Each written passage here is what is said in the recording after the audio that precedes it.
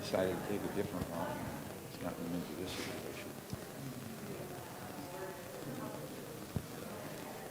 That's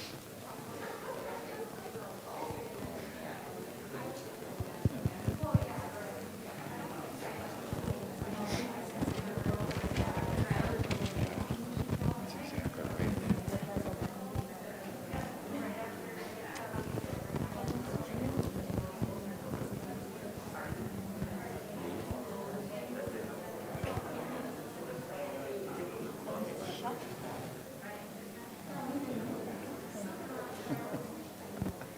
Of course you.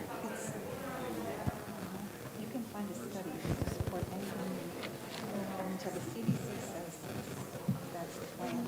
You should do it. Okay. So we got to take care of all And the this overhead. thing that we do doesn't take into account the new strains that are higher. Oh, no. Matter of fact, I was just talking with some insurance people, lawyers, and they're all talking about the fact that they don't need their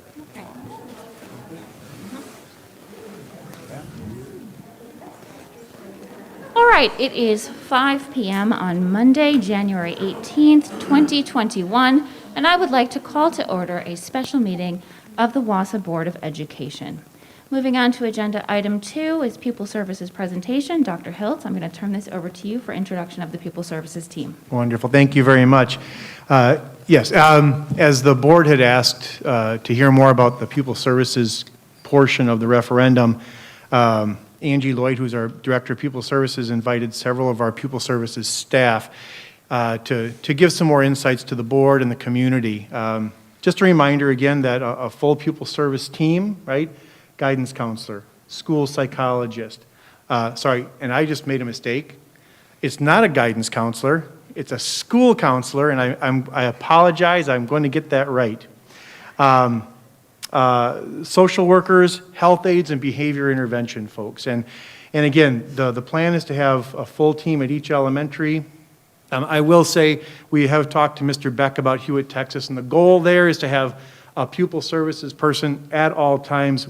We wouldn't have 5 there at one time just because the need isn't there. But, so with that caveat, I'd like to introduce Mrs. Angie Lloyd.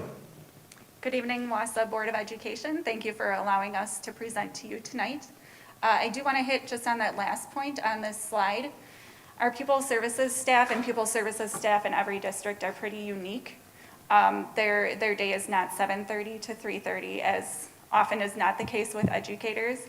However, they do respond when students need them to respond. So if a student has something going on at the night or the weekend, it's very possible that our Pupil Services staff are working on that as well. I wanted to give you a picture of what it looks like with our Pupil Services staff in the district compared to what DPI recommends. So as you can see, to begin with, we have school counselors. They used to be guidance counselors, now school counselors. DPI recommends that it's 250 students to 1 counselor.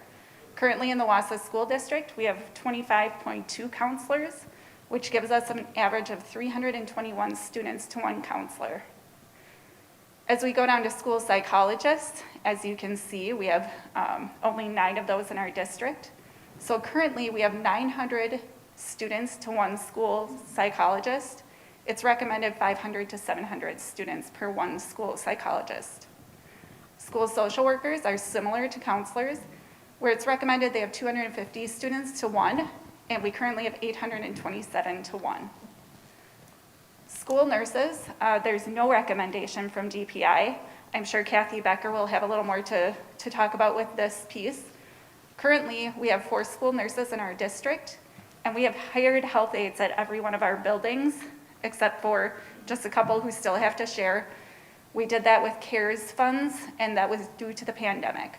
But if we look at our school nurses, who are all RNs, it's 2,025 students to 1 school nurse currently.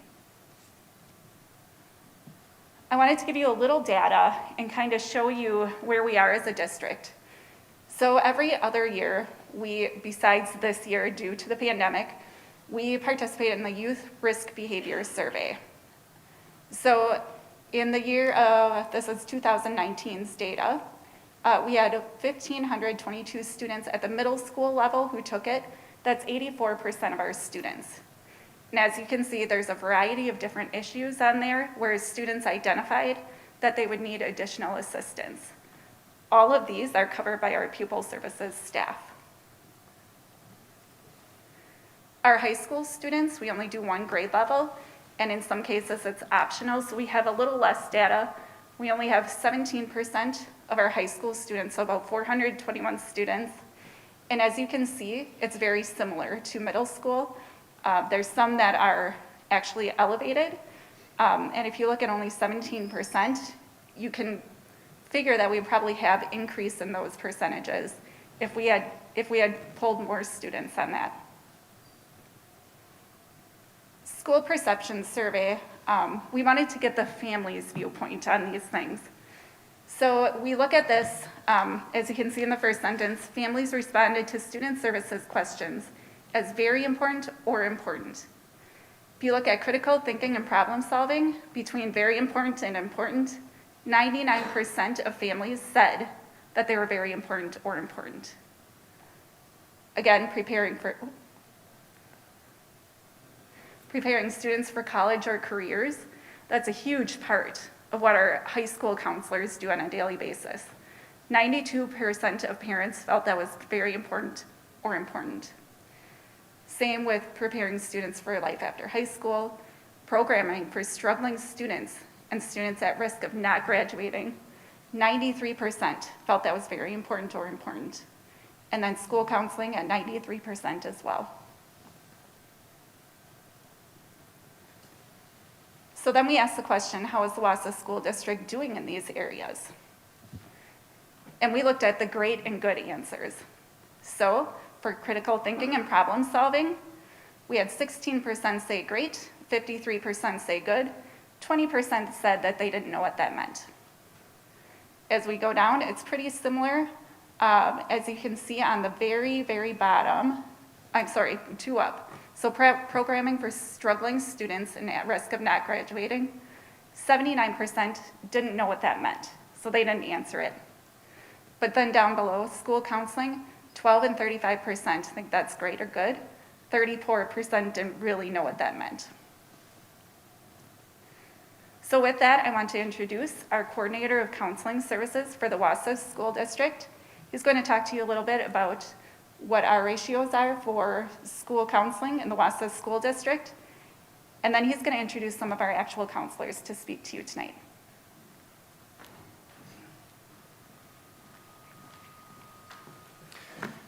Good afternoon. My name is Andy Graham, and I am the coordinator of counseling services. I appreciate the opportunity to talk to you about the school counseling department. I will start with the connections to the district's key interest and the people goal of attracting and retaining highly qualified professionals. We have 25 school counselors who average 13 and a half years of service to the district. I believe we are able to retain our school counselors throughout their career because they are valued, greatly appreciated, and feel supported. I would also like to highlight the wellness goal of creating a developmentally appropriate continuum of services. Our school counselors have a distinguished level of ethics and professionalism as they rise to our high expectations. The counseling department is aligned with DPI's comprehensive school counseling model, and we fulfill the state standards and benchmarks by providing a continuum of services, kindergarten through graduation. The one message I would like to share with the school board, parents, and community is the importance of pupil service members and the successful implementation of whole child and whole Wausau. The pupil service professionals are the glue that holds the whole child together. If a student needs academic, behavioral, social, or emotional support, they are referred to the pupil service department. A school counselor, school social worker, and school psychologist become the expert in almost every aspect of a student's life. Plus, if a new school or district initiative involves social, emotional, or character traits, again, the pupil service members are the known experts. The pupil service department is a key link in raising a whole child. I would like to invite a few school counselors to talk about their day-to-day operations, challenges, and increased student services if the referendum passes. We will start with Chris Ponsek from Lincoln Elementary.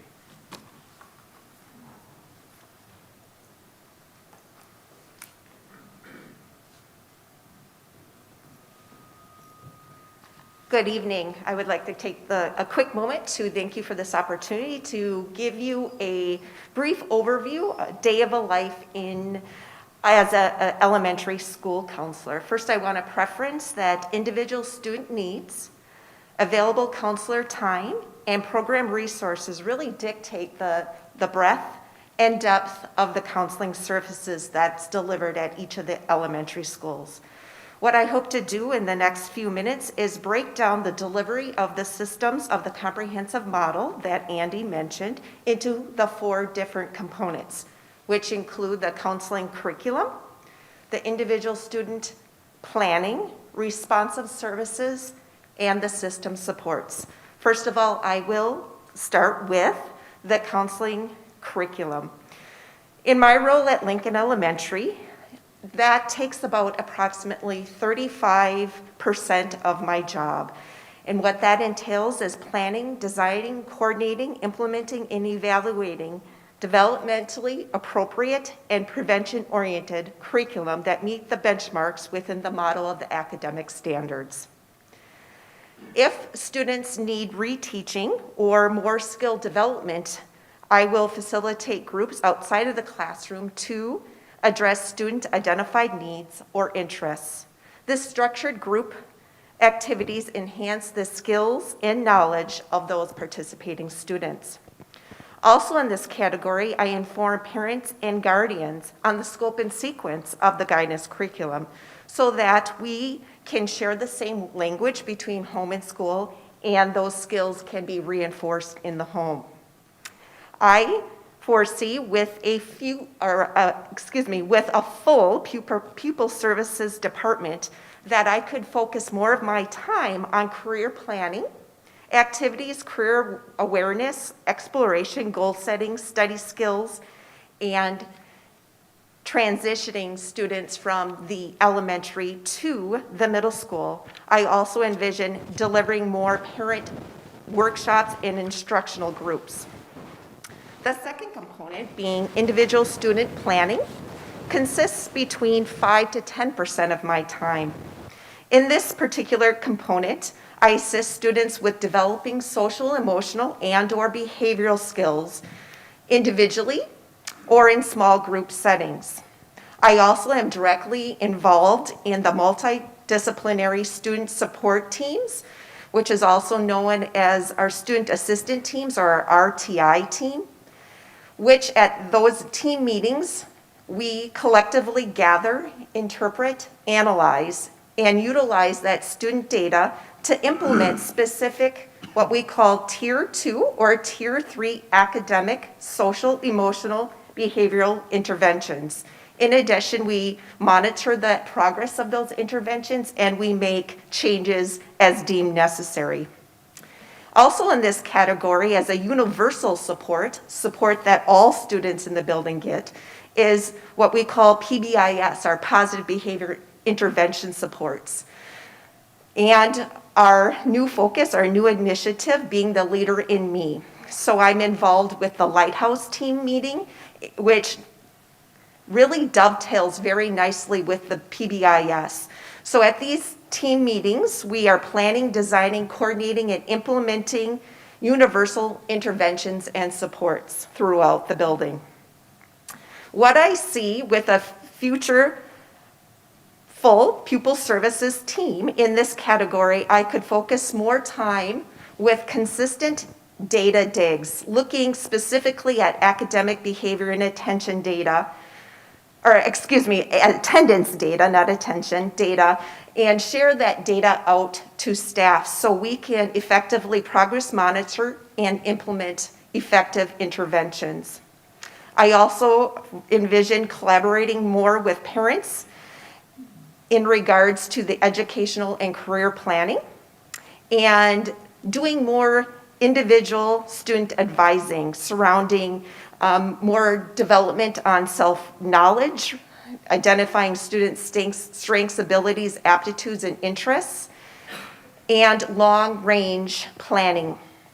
Also, as I mentioned prior, really assisting students and parents with more formal and informal opportunities, support students in a process that includes problem-solving, decision-making, and orientation when it comes to transition planning from the elementary to the middle school.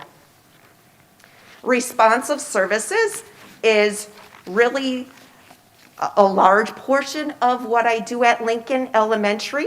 It's about 55% of my role there.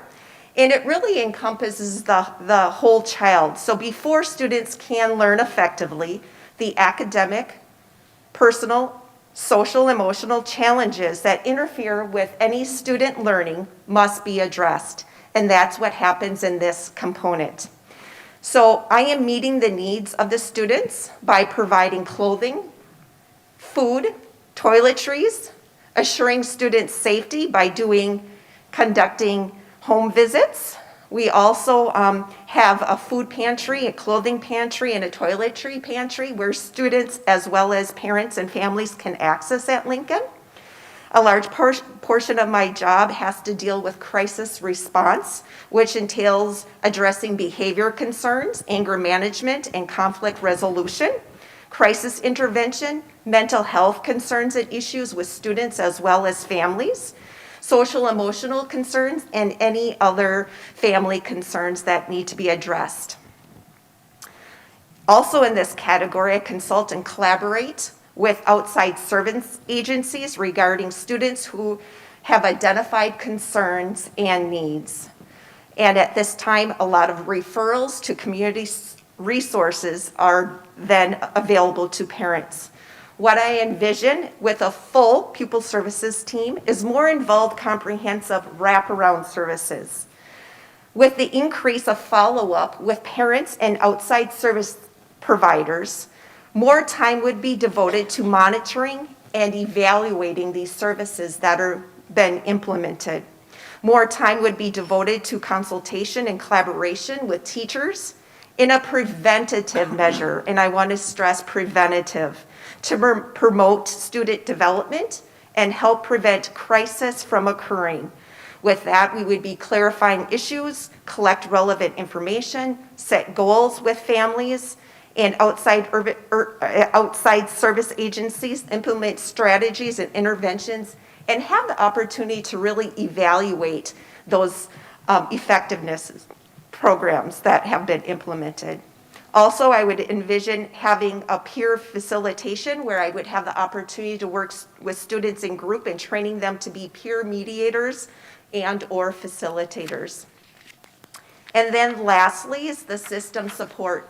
And in this component, I devote about 5% of my time, which entails consulting, collaborating in the building, within departments, and district-wide meetings. As I indicated, the PBIS and Leader in Me falls under this category. Assigned duties, whether that be a recess duty, a lunch duty coverage before and after school duties, providing support and coverage for building principals when they're out of the building, professional development, staying current with evidence-based practices and any changes in the field, involvement in building or district committees. I am on the Leader of Me coaching committee, so I, on a monthly basis, lead staff meetings along with the other coach. I'm also on the board of directors of the Neighbors Place, and I do a lot of volunteering outside of the district. What I foresee with a full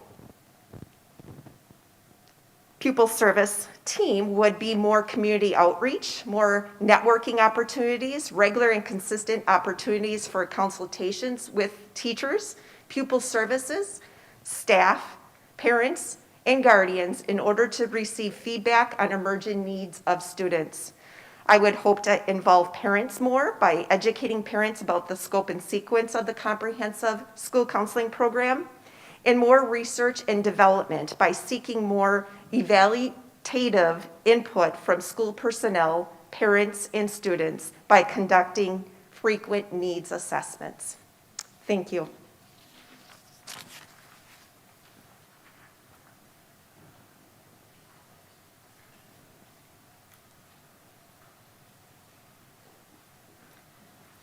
Good evening. My name is Angie Pliska. I'm currently a school counselor at South Mountain and Maine Elementary Schools. And I too thank you for the opportunity to discuss and highlight the positive impacts the referendum could have on our schools.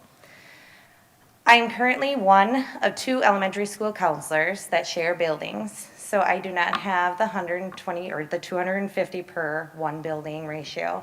Mine is more about 500 to 1. With that being said, I would like to expand on some of the thoughts that Chris just shared with you on how things could possibly change for our students with this referendum.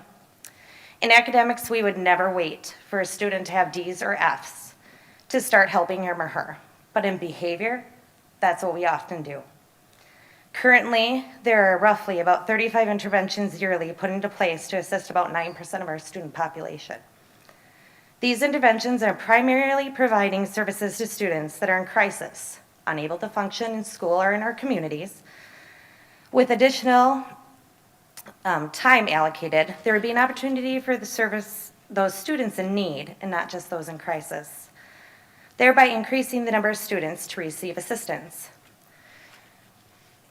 With proactive services, we could use data differently.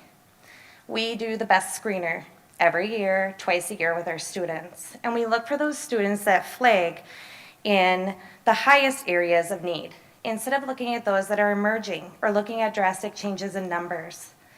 If we were to able to allow the time to do that and time to allocate services to those children, we'd be providing them a proactive response to their behavioral needs versus reacting when it becomes too big.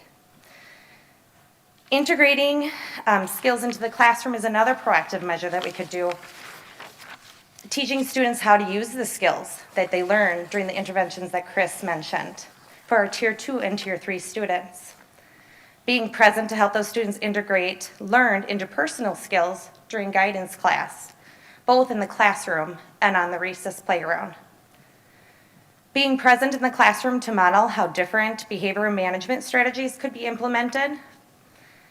Being present to help students integrate learned and how to interact with other people, and then needs-based services versus crisis-based services that were wrapped around self-advocacy, assertiveness training, self-acceptance, executive functioning, family changes, leadership skills, and aiding students identified as gifted and talented in subject areas that are more important to them, like grade and subject acceleration, anxiety, stress, perfectionism.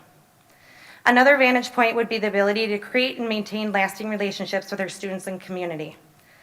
Relationship building is key in counseling. By having one's time allocated to one building, this eliminates the possibility of transferring as sections change throughout the district. Understanding the climate of the school and the social relationships between peers is crucial to providing a comprehensive counseling program. This is because a counselor will have better understanding of the needs of the community in order to adapt his or her program to address said needs. Also, by being more present, a counselor is able to build trust not only with the students and staff members more effectively, which would allow us to assist with school-based needs, but it allows us to build a foundation of trust with the community. Families feel more comfortable discussing the needs of their family and his or her students when trust is there. In Dr. Hiltz's message to our district last Friday, he presented this agenda's topic, referring to pupil service piece of the referendum by stating, so we can support our most struggling students, but also all of our students. By redesigning this structure, there would be a drastic increase in the quantity and quality of the proactive services, so all our students are successful. Thank you.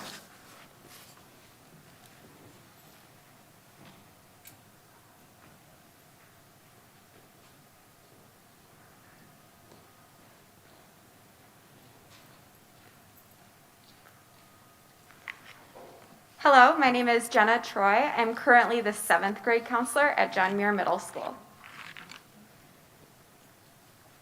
I'm Susan Holster. I'm currently the 6th grade counselor at John Muir.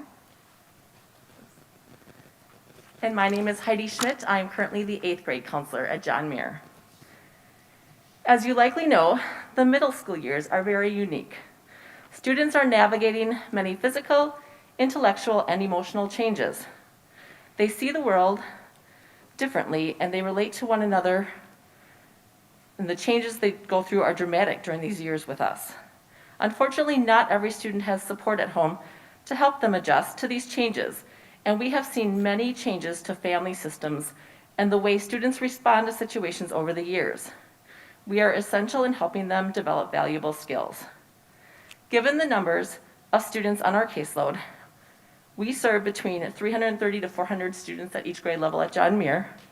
We end up being very reactive to a lot of situations rather than being proactive, due to not having enough time in the day to accomplish all of the things thrown our way. It oftentimes feels like there is not enough time in the day or enough of us to go around to address every need. Since we loop with our students for 3 years, we have the benefit of working with and getting to know students and families well to help support them. Our position as a counselor is unique. We are an essential middle person working together with teachers, administrators, students, parents, and outside agencies, trying to find solutions to help students be successful. As a middle school counselor, there is no typical day. You never know what the day will bring.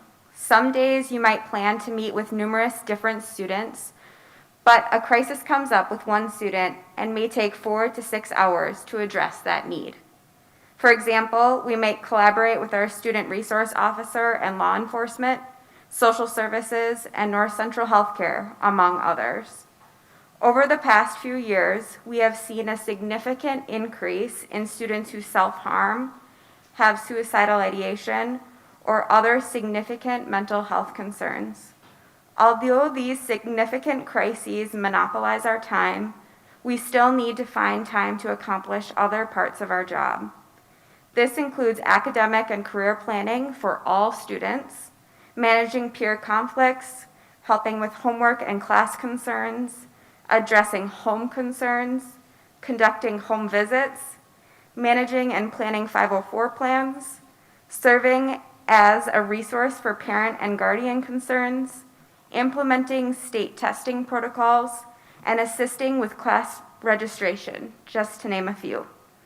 We are not able to serve all our students on our caseload at this time. In the past 10 years, due to time and staff limitations, we've become more reactive in our practice than proactive. Students today come to school with exponentially more needs and have experienced more trauma than in years past.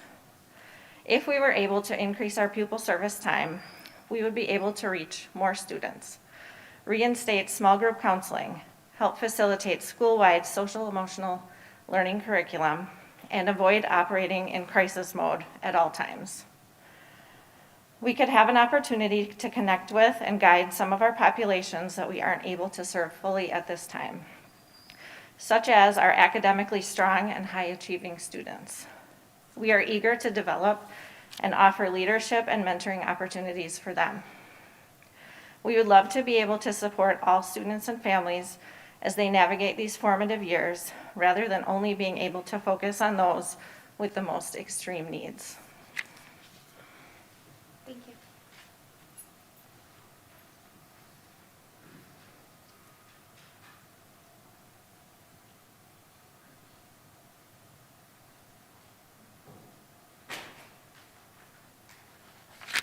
Good evening. My name is Joe Kelter, and I'm representing the Wausau West Counseling Department. Thank you for allowing me tonight to speak to you. A Wausau West High School counselor's typical day is based on a time of year and the programming needs at that time. Our demands are split between mandated programming, areas such as state testing, the academic and career planning, graduation, and more importantly, assisting students with their personal and social issues. At the high school level, students' rigor is increased as all grades matter and have long-term effects on their adult world. They have more stress placed on them to answer questions about their life after high school. Students live in a world with adult-like stressors while still navigating their way as a developing teenager.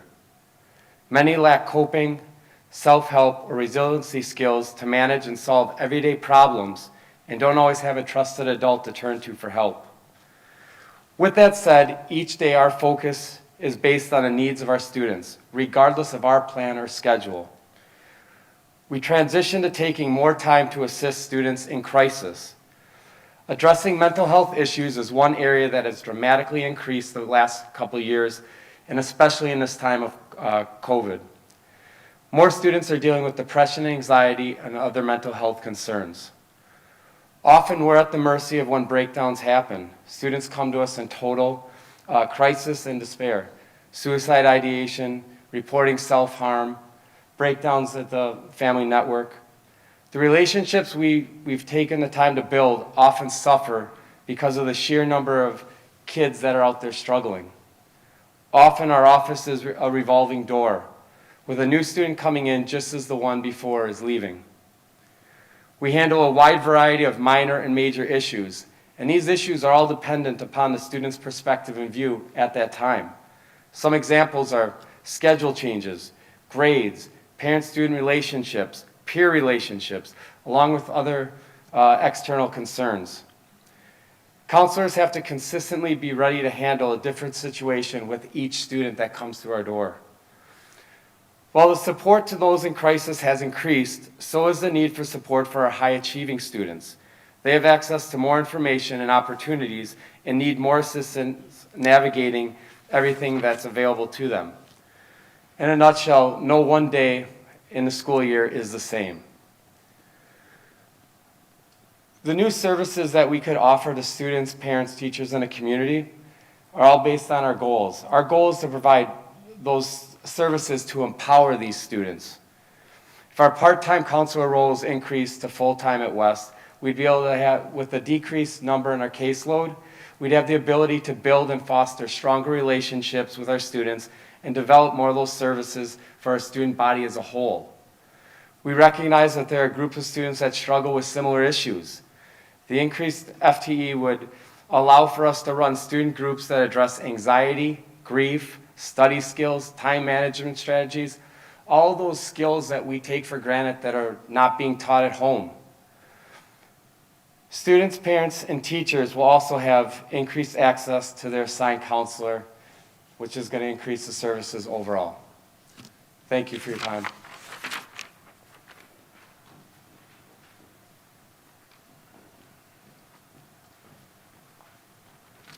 It's hard to be the last one after all that was said, but I'm going to try to keep it short. I'm Missy Cayley, Wausau East Lumberjack, hence the flannel, for 21 years. I've worked with many of your children up there. I've been around a long time. I have 3 kids also on the east side. High school duties, Joe pretty much covered a lot of it. Freshman transition, daily support of teachers, kids, parents, adjusting schedules, registration, placement, graduation prep, credit management, identifying kids for interventions, advanced course opportunities, career services, career exploration, setting coursework, ACT, SAT testing, coordinating scholarship programs. We work with attendance and admin on a weekly basis. In the last 5 to 7 years, however, more emphasis, as you've heard tonight, is helping kids with basic needs, making school a safe place, delivering food, toiletries, being a mom, being a friend, many times just a mental health support person, just a connection, a positive relationship. We now work with law enforcement, community counselors, social workers, parents, grandparents, aunts, uncles, guardians, to develop a successful pathway for students. Daily tasks have become ongoing without a defined beginning and an end. Walking out of the building doesn't mean your work is done. Our job is ongoing long after the workday or the school year ends.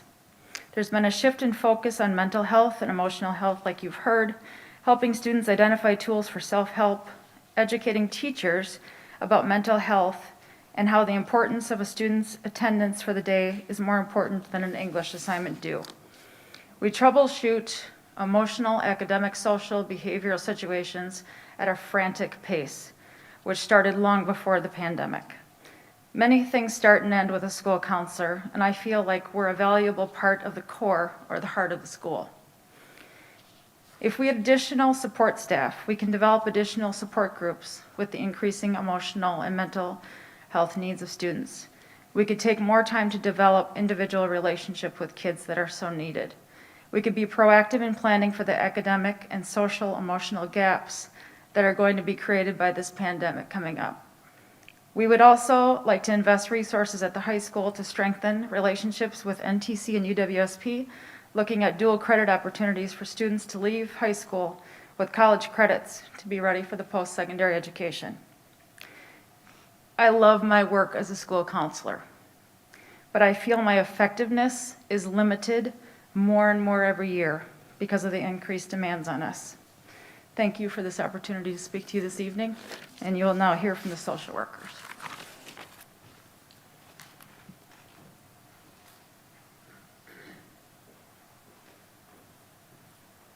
Don't worry, there aren't that many of us that are going to speak. And I was told 2 minutes, so I'm going to take 2 minutes, I think. I'm Jen Graff. I'm a school social worker. I've been in the Wausau School District for 17 years. I've been a school social worker for 20 years. I've been in various schools throughout the Wausau School District over my time. I am currently at Stettin and John Marshall Elementary Schools. So it's hard to say what the day of a school social worker looks like. As many and everybody has kind of said before me, it looks different every day, depending on the needs. It varies from school to school, depending on the needs of the students and the families in the particular school. So it's hard to really capture everything that we do as school social workers. However, the one thing that's a little bit different about school social workers is that all of our school social workers right now have 2 to 3 buildings. So we don't have any school social workers in our district currently serving only one school. Many of us have 2 buildings. There are a few of us that have 3 buildings. And you will hear from Kelly Purdue in a minute, who happens to be one of those school social workers who does have 3 buildings and runs pretty frantic, like Missy said. But a couple just points about school social workers. I believe that school social workers help provide an environment for students where learning can occur, whether that's academically or behavioral or social learning. School social workers remove barriers to learning for students and families. School social workers serve as that home-school community connection that help make this all possible for our students.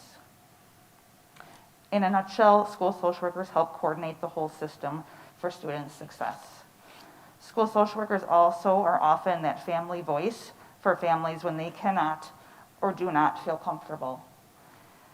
Typical things in the life of a school social worker would include crisis response services on a daily basis.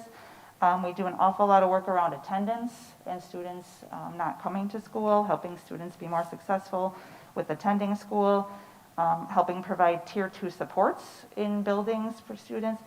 A huge chunk of what we do, have always done, is those family supports, working with families, helping connect them with resources, just being that person that they feel comfortable at school calling and crying to or yelling to or whatever that might be on a given day.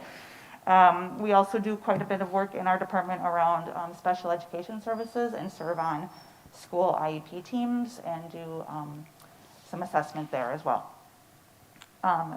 Like many people have already said, if we can increase our time, we would definitely be helping to be more proactive versus reactive. There would be a lot more proactive supports that I could see myself being able to be a part of, like making more connections with students. If I were in one building versus 2 buildings, I feel like I would get to know the students in my one building a lot better than I'm able to now, getting to know those families better. I would have more time for social emotional learning development in my building, being able to be more of an active piece of that every day, and just the day-to-day goings on in a school. When you're not in a school building every day, it's really hard to keep up with what's happened since you were there 3 days ago. So it would be nice to be able to be in one place to kind of be part of all those conversations going on a day-to-day basis around students and families. Definitely being able to help more with the Leader in Me implementation in a particular building would increase. Somebody already said before, but increasing our collaboration time just that time to collaborate with teachers, with our administrators, with families, with students. Thanks.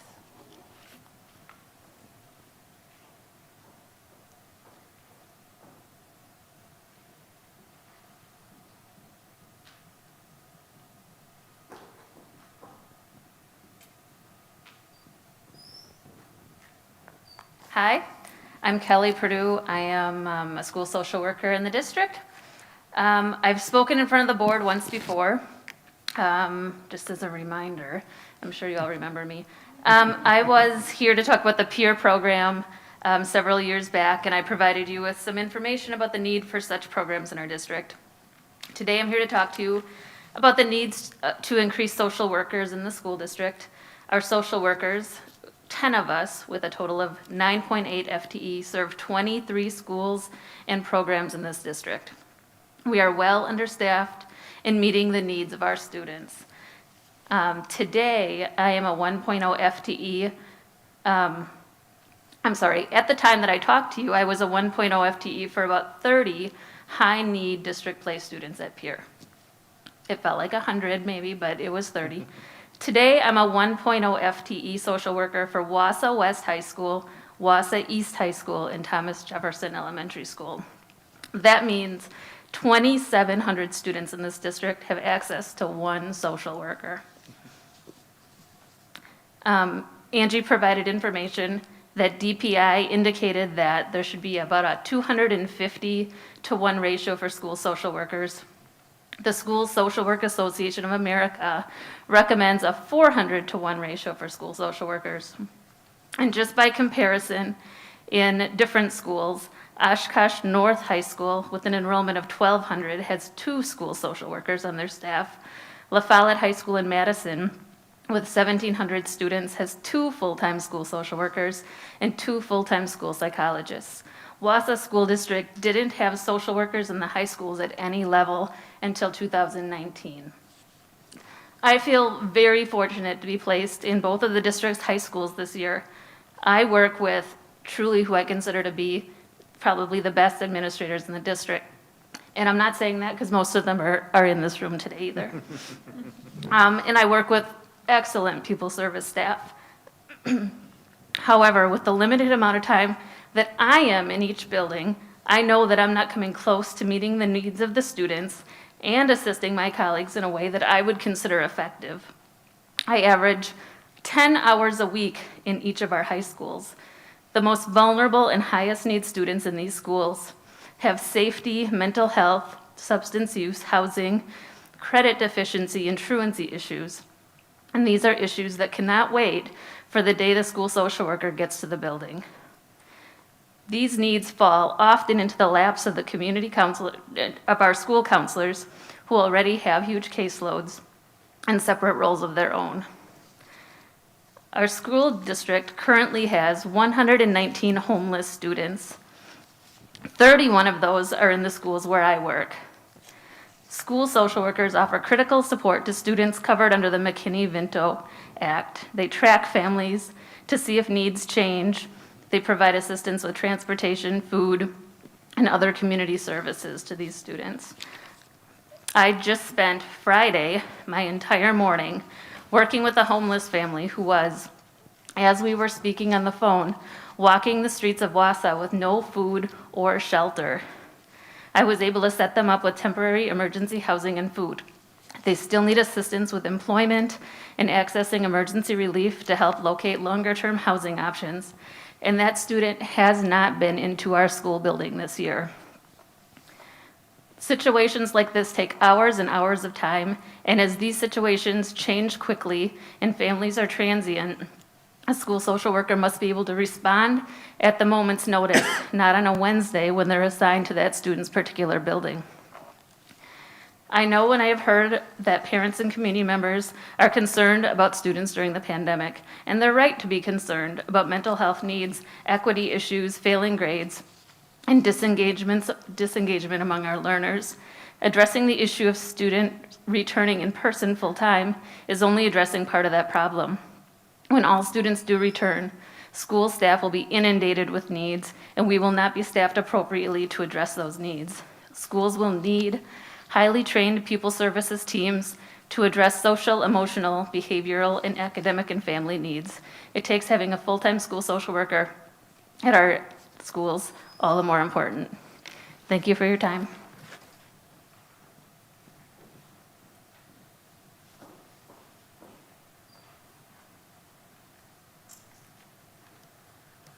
Good evening, everyone. My name is Sarah Gardner. I am representing one of two school psychologists for the Wausau School District. When I think about my time spent in the last 15 years or so as a school psychologist, I've been in the district for about 12 plus years, 13. And I will not repeat what many of my colleagues shared this evening, because there is a great deal of overlap that school psychologists share with school counselors, with school social workers. But when I try to think about what a typical day would be, and I try to formulate that into words this evening for you all, I think of four main responsibilities or roles that school psychologists have, not only in the state of Wisconsin, but throughout many of our districts in this area. I think about tasks related to not only special education evaluations and assessments, but also students who fall under that realm of our gifted and talented. I can only speak for myself. I work I'm placed at Horace Mann Middle School, Montessori Charter School, Statine Elementary this year, but I've worked at a variety of different schools throughout the district in my time here. Upwards of 75 plus evaluations take place in the course of one school year. That is for me. Many other people in this room are a part of those teams. So tasks associated and related to those evaluations for both special education and our gifted and talented, as I said. We serve as part of many student assistance teams, crisis response related to all the needs that our students have across the district. A large part of our position is taking place in a variety of different meetings throughout the course of the school day, whether that's facilitation of an initial special education evaluation, co-facilitation of a reevaluation for a student who's already identified as a special education student, or our response to intervention teams, of which I have 4 of those meetings per week in the buildings that I serve.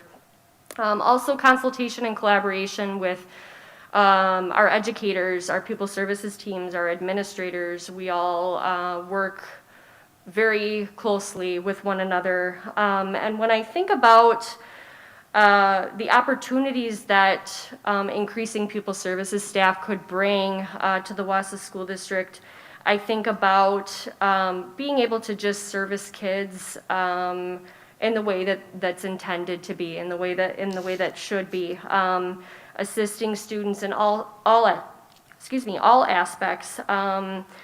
Being able to be a part of team meetings, doing observations, and not just in a reactive way or in a response to an intervention or an evaluation that I have going on. So I thank you for your time tonight, and I'm going to turn it over to Sarah Butcher.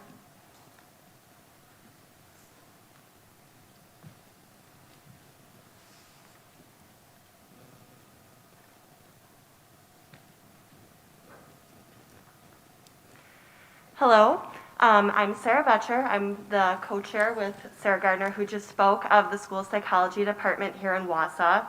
Similar to Sarah Gardner, I have been a school psychologist for going on about 13 years, most of that time here in the Wausau district. In my tenure here, I've had anywhere from 2 to 3 buildings at any given year. Most recently, I'm taking over or working with my other pupil service team mates in the area of early childhood, as well as holding a school psych position at Riverview Elementary. I also could say a lot about what's already been said by some of my wonderful colleagues who have come up here to present tonight.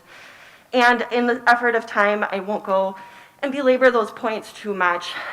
I guess what I would like to say is each and every day, I think we come to school with a unique and diverse viewpoint as pupil service members. We have a list of have-tos that we must do as part of our role and function, regardless of how many other people are or are not in our department. Oftentimes when I leave at the end of the day, I think to myself, have I got my list done? Did I get all those have-tos met? And I can usually answer yes to that question. What keeps me up, though, is when I'm winding down at home with my own family, thinking about things that might come tomorrow or the next day. Those are the times when I sit and reflect and think how much more I could have done. Yes, I checked the boxes off. Yes, I had my meetings done. My paperwork is neat and tidy and handed in on time. I attend all my meetings, I facilitate them, I organize them, and I work with my colleagues, all of which who just supported our field and spoke with you tonight. What I would love, though, is to be able to leave at the end of the day and say that I spent more time with students, that I spent more time supporting the people who spoke with you today, that I had more time in my day to support new staff, whether they work with regular ed students or special ed students. I wish I had more time to support parents and answer their questions, to attend my own professional development for my field. With a full pupil service team or more teams of us added to this district, we can reach a point where we're supporting each other in a way that many have already said, and I will echo, is much more preventative and supportive of staff, whether they are pupil service or not, and our students. I want to thank you for your time today. That's all.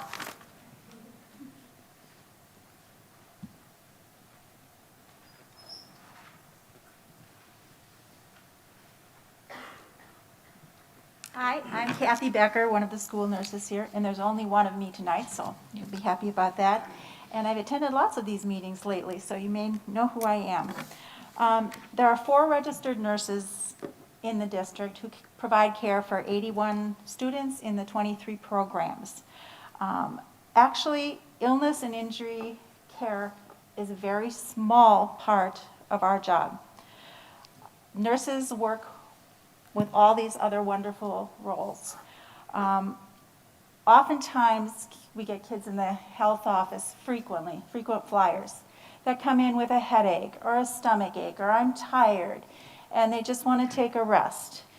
And a lot of times they do have a stomach ache or a headache, but once we start seeing about 3 times within a short period of time, they don't necessarily have a stomach ache or a headache. Something else is going on in their life. And it's my job to try to help figure out what that is and then help refer to all these other programs. I'm also very much involved in special ed assessments, safety promotion in the schools, crisis team, everything that everybody else is.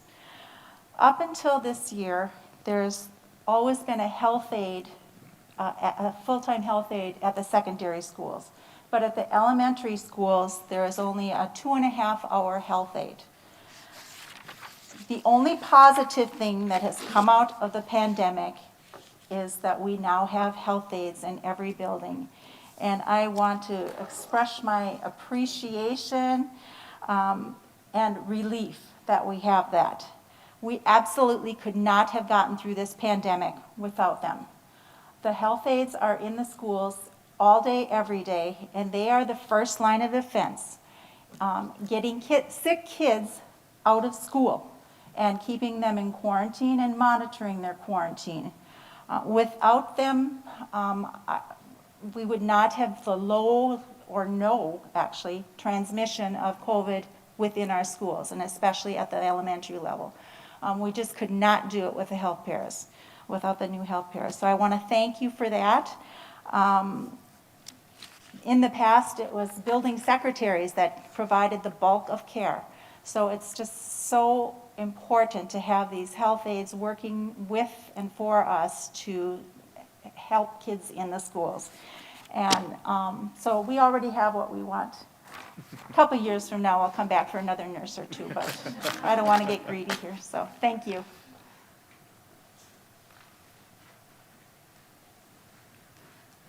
All right, we've heard from all of our pupil services staff tonight. I will not rehash what's what's on the next two slides, I think our teams did a really good job of saying what they could do if they have more time. I hope what you did hear is they want to be proactive. I heard that from every single one of them. They feel like they are constantly being reactive in the face of all of these new situations that we're seeing with students every single day. One thing I do want to say, you know, we have a number of pupil services staff here who did not speak tonight. They're here just to support. I recently talked to one of our attorneys for our school district, and he gave our pupil services staff one of the best compliments.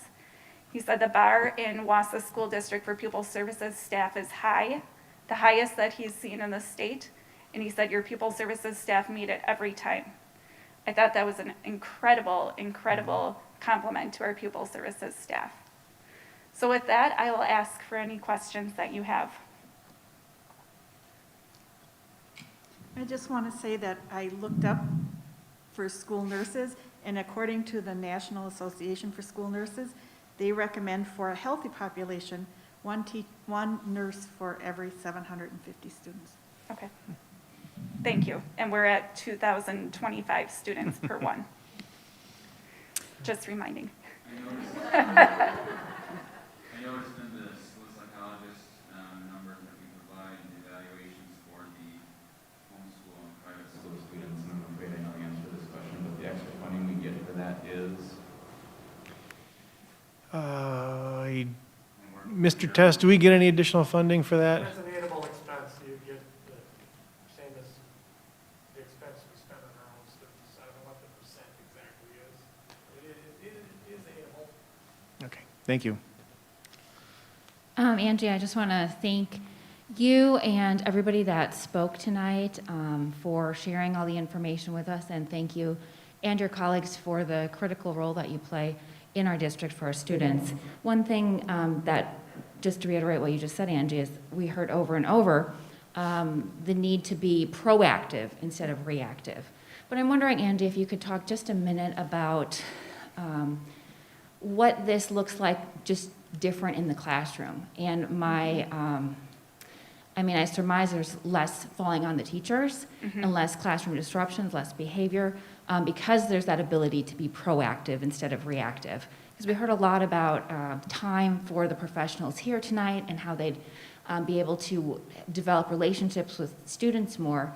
But I think there's something bigger here that needs to be clear to the community, and how this does take a little bit off the teachers and students generally in the classrooms. Sure. Yep. I could talk about that all day long.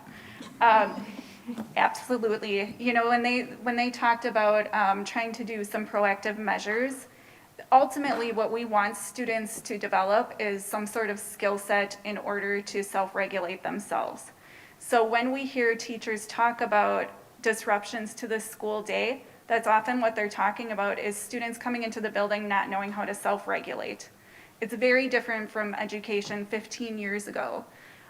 If we get those self-regulation skills set in those kids early on, their chances of success are much higher than they would have been without that. Right now, because of crisis and trauma and things that's taking them away from building those skill sets with those kids, it's taking those kids much longer to get those skill sets in order to be self-advocates, in order to self-regulate, in order to be self-learners in the classroom, which requires a lot more of the teacher's time. We've talked about it before here. You know, we have a number of crises that happen within our classrooms. That would, sometimes there's not a pupil services member at an elementary school at all. And if the principal isn't there because it's a day they have to be at meetings, or if the principal is doing something else, then it's on that classroom teacher to figure out what to do with that child until somebody can come help them.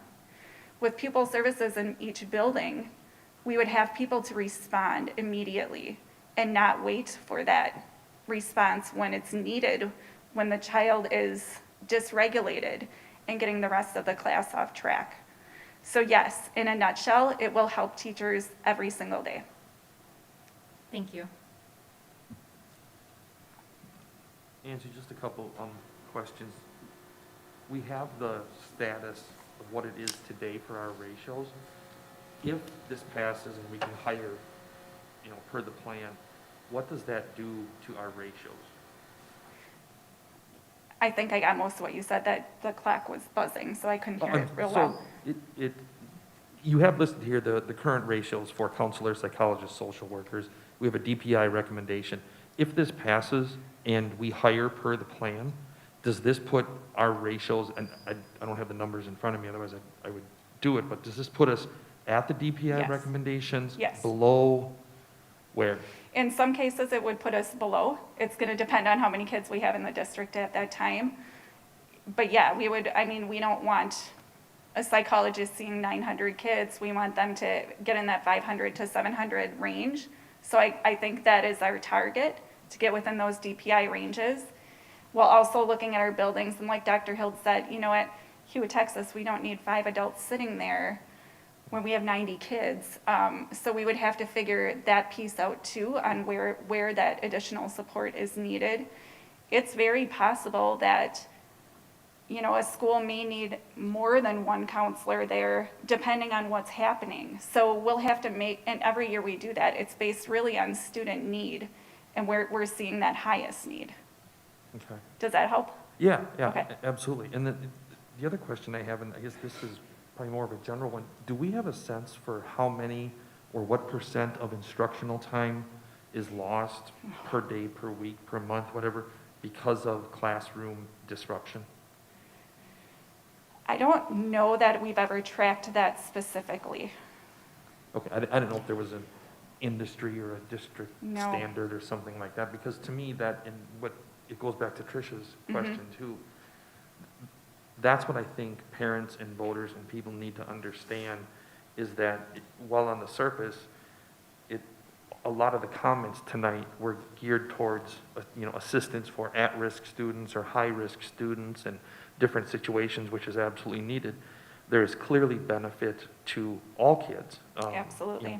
For that reason, and again, when I try to think about how to communicate it, and the only way in my head I can think about it is lost instructional time, because we've all heard the stories, and all of our staff live through those. So anything that we could do along those lines, I think, to communicate may be helpful. Sure.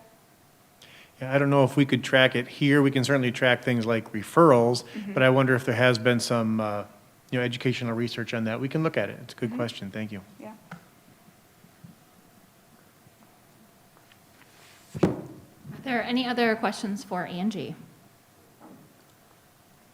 All right, well, thank you again, and thank you again to everybody that spoke tonight. We really appreciate your time and everything that you do for the district. Thank you. Thank you. All right, moving on to agenda item 3, Environmental Learning Center presentation. This will be Chris Nelson presenting on the changes at Wausau School Forest. And any questions that we may have for Mr. Nelson? Yeah, thanks, guys. My name's Chris Nelson, and I am the new Environmental Learning Center coordinator and director at the School Forest. And taking a look at the Learning Center and why it came about, well, part of it was we were looking at our building facilities, because we are used almost every day of the school year, pretty much every day that kids are in session, plus all summer school. And we try to get the kids out there as much as possible. And one thing that hasn't happened in about 40 years is updating of bigger facilities that the students use. Since the original Bannerman Hall was built, which is where the kids eat lunch every day and spend a lot of their time, we haven't had a lot of bigger updates. And one of the buildings we looked at was our original Old Lodge or Red Lodge Learning Center that was there. And that was brought out many, many years ago, and it's been there ever since. And it doesn't have a foundation under it. It's built on cinder blocks. It's very inefficient. And it's kind of on its last leg. When you walk inside, you see the floors arching. And looking at the repairs and the money to repair that building, it just didn't seem like the best way to spend money, just because of how much that would cost. So we kind of sat down and started brainstorming why or what we could do to help the students and the school forest out. And that's where the Environmental Learning Center came to fruition, was some drawings on a piece of paper that we kind of kept building upon. And looking at that and how it would benefit the kids, one thing that hinders me each and every day and keeps me up at night is weather when I have kids out there, because we have a lot of kids there at many different days and times, you know, groups ranging from 20 to 200 kids at a time out there. And I don't have a lot of indoor facilities that if we have inclement weather, like really cold days in the winter, storms in the summertime, very rainy days, to keep those kids inside and safe and out of the weather. If it's a beautiful day, it's great. We got the entire property to use. But one benefit would be that I wouldn't have to worry about that. I wouldn't have to cancel days, because our calendar is booked all year long. If student days are canceled, I rarely have days that I can rebook them and add them into the end of the school year. So then those kids just miss that opportunity that year and wouldn't get to visit and experience the school forest. So that's one big thing that students would really benefit from the Learning Center. It would give us a lot more space and classroom space to utilize during the school year. And our big one is summer school lately. We have almost, the last few years, 300 to 350 fifth graders enrolled in our summer school program. And we utilize every little facility we have as a classroom. We have desks and chairs crammed into little buildings because that's what we have. And this facility would give us a lot more room and a lot more access for summer schooling along with the regular year programming. So those are some of the big ones. Plus, with more classroom space, one aspect that I always wanted to bring about is getting more groups out there, multiple groups. If teachers want to bring their kids out for extra days, and I have other groups going on with more classroom facilities, those teachers could bring out and utilize those facilities themselves, and possibly getting more groups, because our pre-K through 8, all kids come out, but some of our high schoolers, I think, are missing out, and we could probably get more kids, especially at that secondary level, to come out also, if they don't need my help on those certain days where I have other kids that I'm with at that time. And then with the new plans that we had put together and kind of have out there, another cool aspect would be, along with student safety, would be technology, bringing more technology into the kids. I mean, I want to get the kids and keep the kids out in nature as much as possible.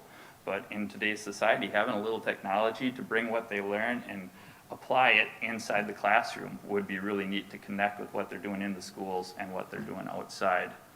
So another big benefit there. And then one that we get a lot is a facility that people are always looking to come out to, possibly have gatherings, community gatherings, business meetings. So this new Education Learning Center also could benefit the community, where they could be a rental facility where groups could come in and do other things.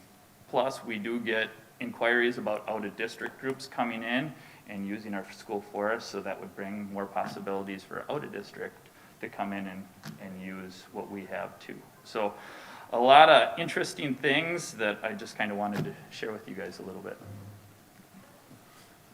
Any questions? I think everybody has positive emotional connection to the school forest, so that part of the informational campaign is easy. Yep. What you brought up about how it is one of the most used, if not the most used, classroom/buildings in the district, I think is an important. I think we talked about it during the last referendum as well, but that's a really important factor to make sure we get out there, that it's not just a luxury. It's used as much as any other classroom in the district, absolutely. so it's as important as any other classroom that we have. I think that's an important thing during the informational campaign. Yeah. Realistically, the only days we don't have kids on site would be like the first few weeks of August. The rest of the school year and summer is utilized almost every school day. Chris, just one question. I don't know if this is for you or Bob or Keith, but I hate to ask it, but I think it's relevant given recent events. Has there been any indication that the county is looking to make Bannerman Hall some kind of a historical site? Not that I've heard. Yeah, thanks, Pat. I asked because it can happen. And the other point, I just wanted to reinforce what you said about other activities coming in.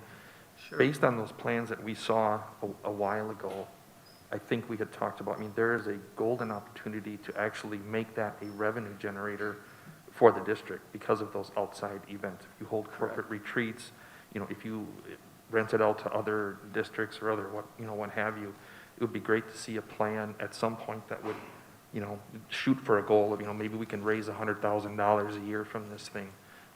going forward. I think that would go a long way, you know, Yeah. for kind of community goodwill going forward, so. Yeah, absolutely. Anything else? I think pictures will really matter. It's one thing to talk about Bannerman Hall or the Red Lodge, but to see pictures of that Red Lodge, I know I went out there, I don't think it was last summer, the summer before, and you have to see it.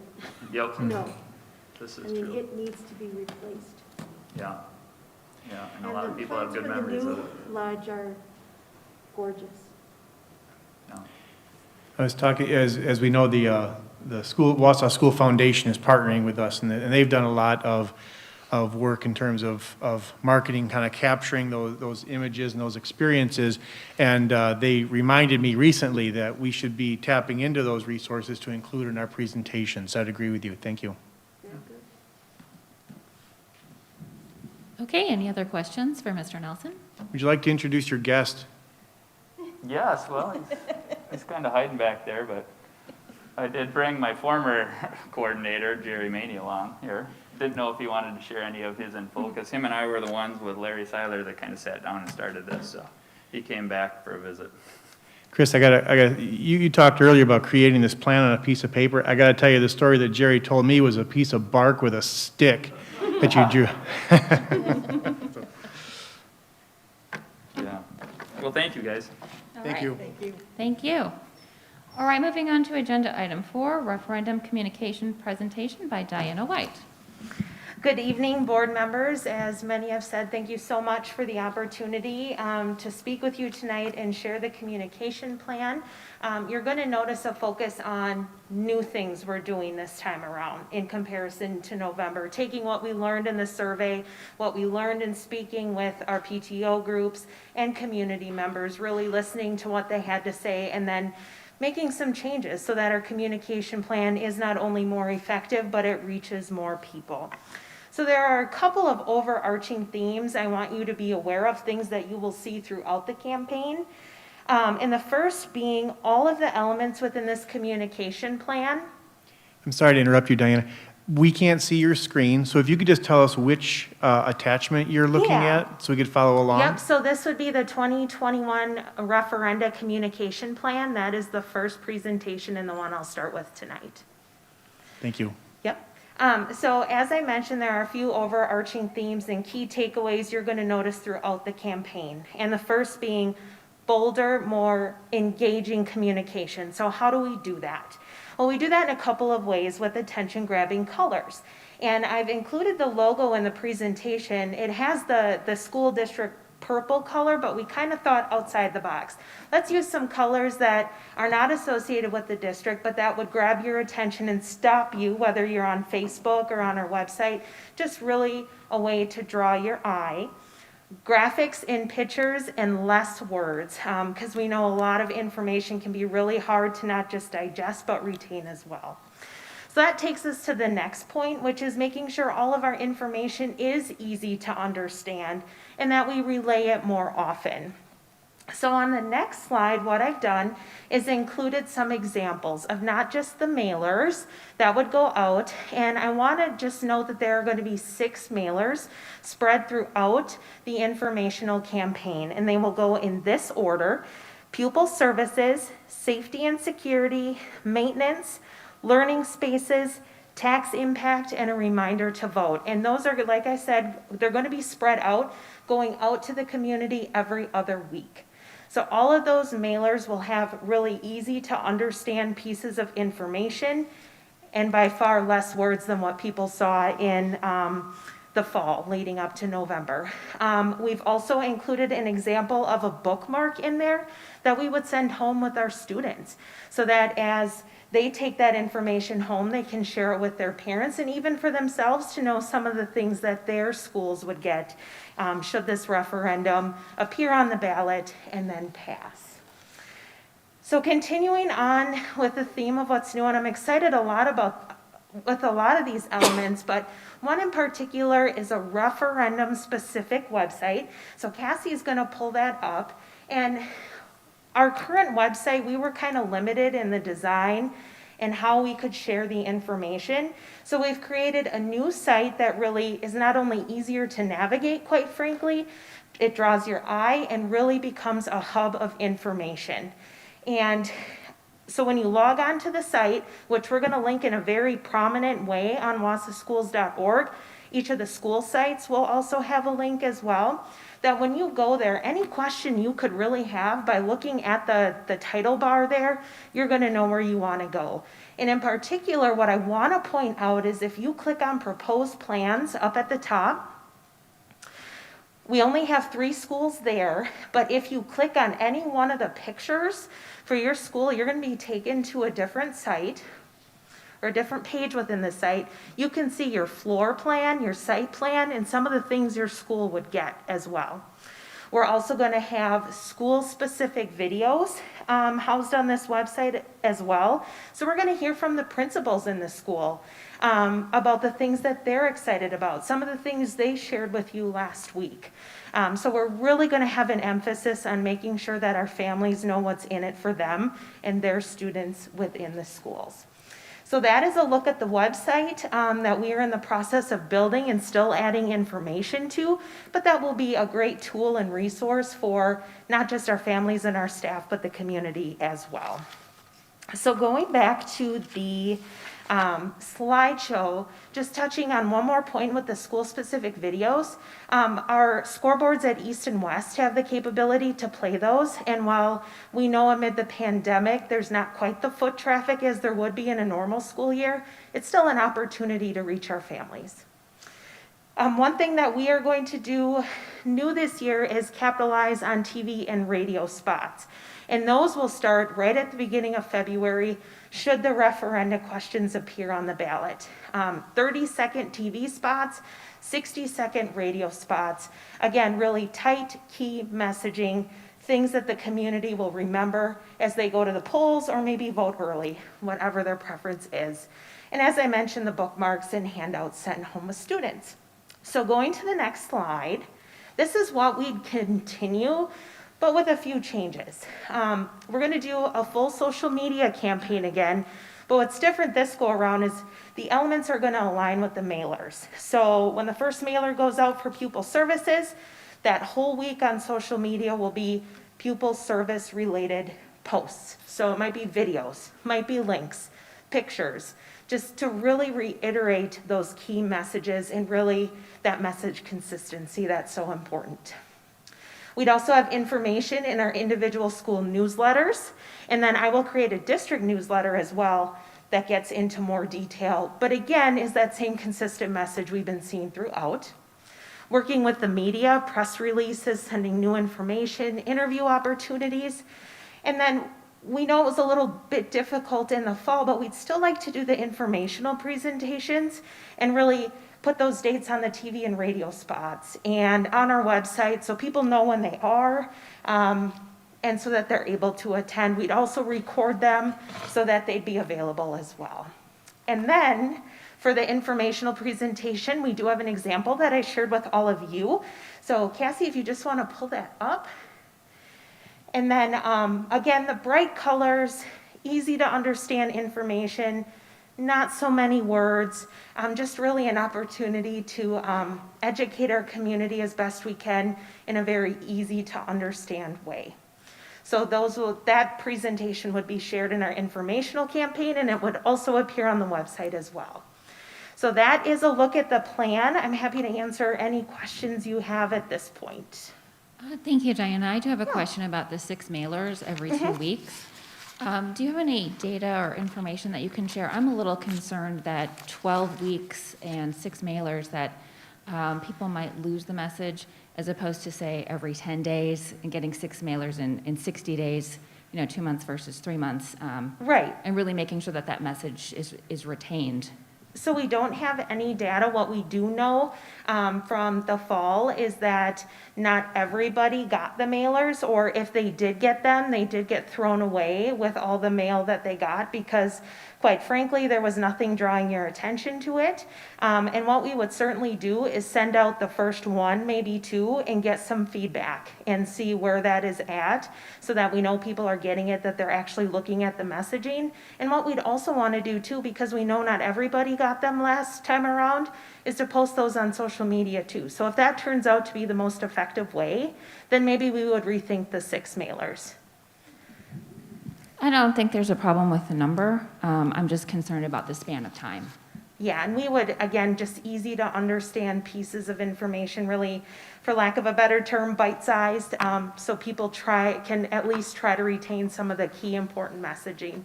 And starting with pupil services, because we know that that in particular was one that people just really didn't understand the last time around. Thank you.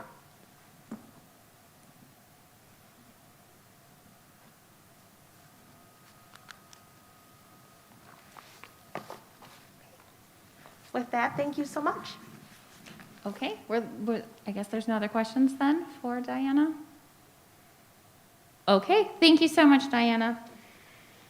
Okay, so we're going to move to agenda item 5. 5 and 6 are going to be 2 separate resolutions. So if we have need for discussion, I will ask that after a second on the motion. Keith, Dr. Hiltz, did you have any update before we move to agenda item 5? Yeah, if I could just remind the board, so you see the 3 resolutions. The first 2 are really approving the language that would appear on the ballot. The third one is saying that you want to send these to the April election. So that's why we have 3 when we only have 2 questions. Thank you. Okay, thank you. Okay, so agenda item 5. This is the resolution authorizing the school district budget to exceed revenue limit by $4 million for recurring purposes. I am seeking a motion, be it resolved by the school board of the Wausau School District, Marathon County, Wisconsin, that the revenues included in the school district budget be authorized to exceed the revenue limit specified in section 121.91 Wisconsin statutes by $4 million, beginning with the 2021-2022 school year for recurring purposes consisting of expenses related to maintaining educational programs and staffing, providing full pupil services teams at each elementary school, and other safety, operational, and maintenance expenses. So moved. Second. Any discussion? I would like to say a few words. Okay. Thank you. So before we vote on this, I have a few comments. I think everyone knows that, the last few times that we've discussed the referendum, I've been against having a referendum in April. And to be honest, last week, while we were all sitting here, I loved last week's presentation. I did.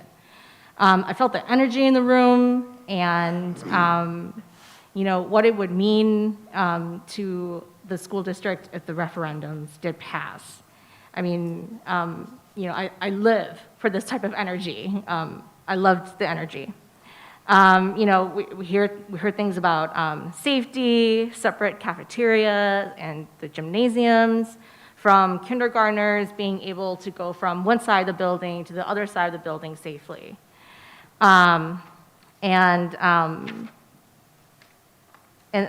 we also saw that physically, if we looked at the maps of the schools, you could physically see that schools were actually going to increase by 2 or 1/3, And so, those are the schools that need the most. It was Grant, John Muir, and Lincoln.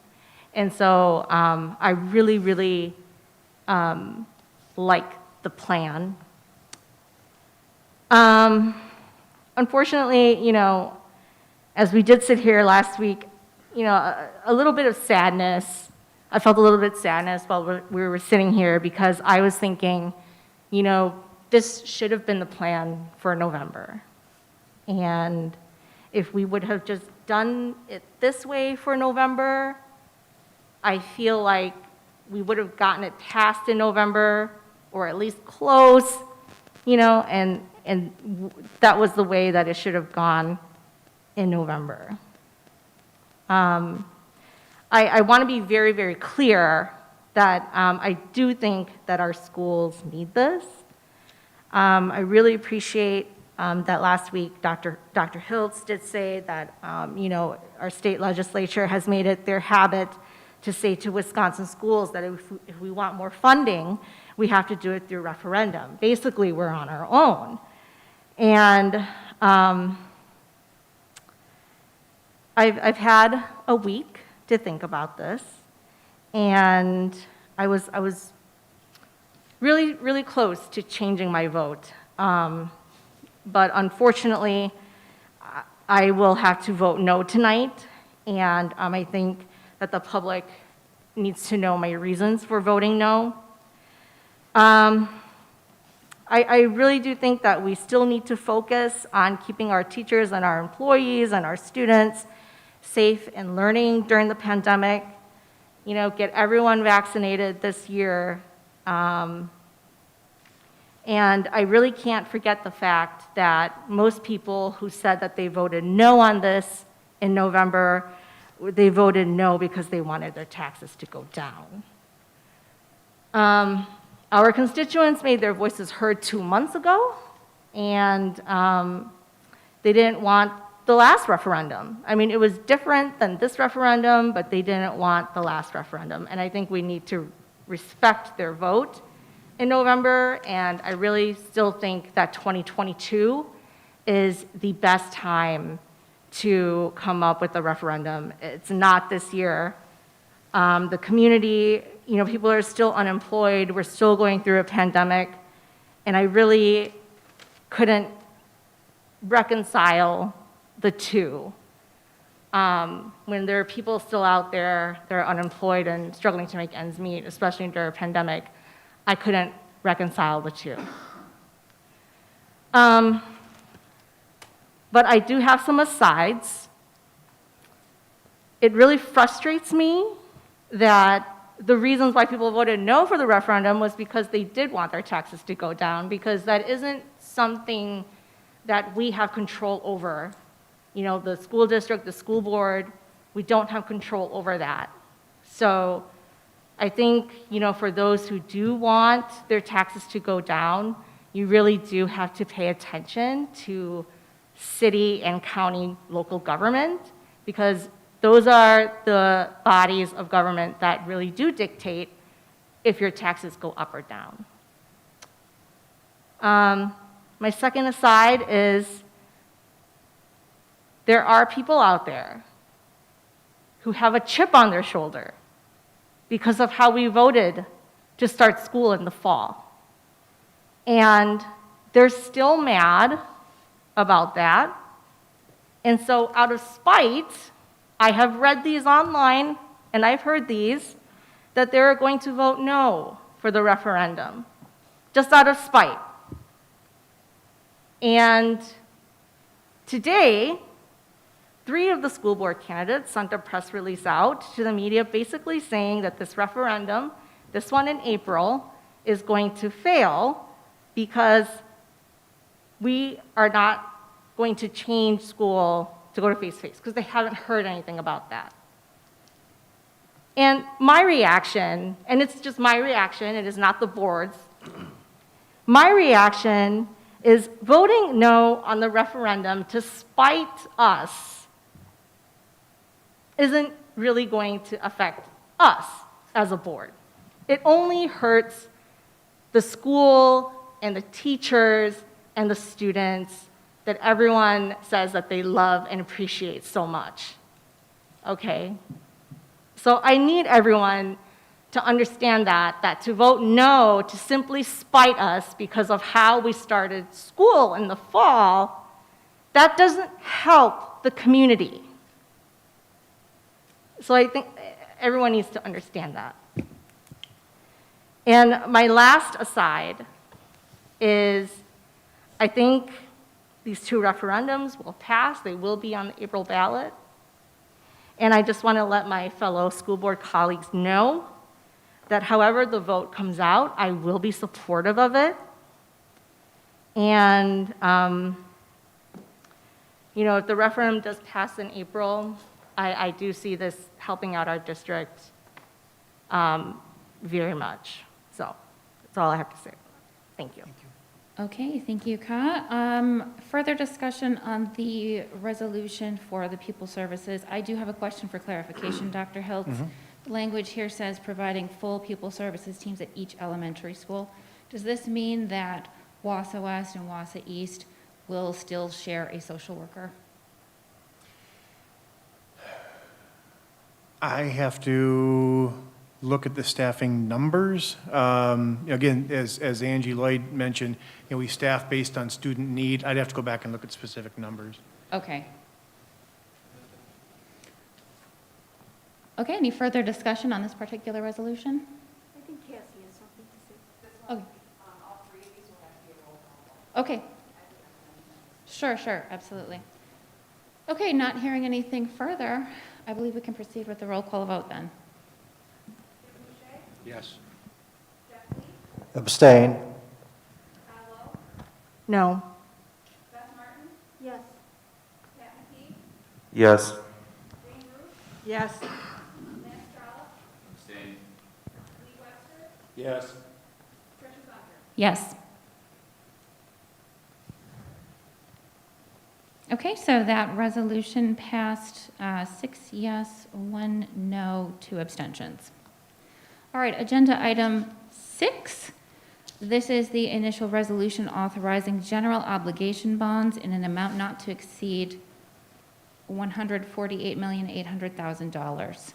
I'm seeking a motion, be it resolved by the school board of the Wausau School District, Marathon County, Wisconsin, that there shall be issued pursuant to Chapter 67 of the Wisconsin statutes, general obligation bonds in an amount not to exceed $148,800,000 for the public purpose of paying the cost of a school building and facility improvement project consisting of district-wide safety and security, school modernization, building infrastructure, capital maintenance and site improvements, remodeling at the elementary, middle, and high schools, construction of additions at Horace Mann, John Muir Middle Schools, West High School, and Grant, Lincoln, Hawthorne Hills, Maine, Rib Mountain, Riverview, South Mountain, and Statine Elementary Schools, construction of a new school forest environmental center, and acquisition of furnishings, fixtures, and equipment. So moved. Second. Okay, we have a first and a second on that. Is there any discussion? All right, hearing none, I believe we can proceed with the roll call vote. Yes. No. Yes. Yes. Yes. Yes. Yes. Yes. Yes. Okay, that resolution passed 8 yes, 1 no. Moving on to agenda item 7. Now, this is the motion then that puts these 2 questions on the ballot in April, as Dr. Hiltz had explained. And Cassie, does this need to be a roll call vote as well? Okay. All right, so I am seeking a motion that the board approves the presented referendum resolution calling for an April 6, 2021 referendum election. So moved. Second. Is there any discussion? No, only to note that this one is combined again, so I think I'll abstain on this one as well, just because they're combined together. Okay. Yeah, it might get a little clumsy to separate the 2 at this stage. Okay. Okay, hearing no need for further discussion, I believe we can proceed with roll call vote. No. Yes. Yes. Yes. Abstain. Yes. Yes. Abstain. Yes.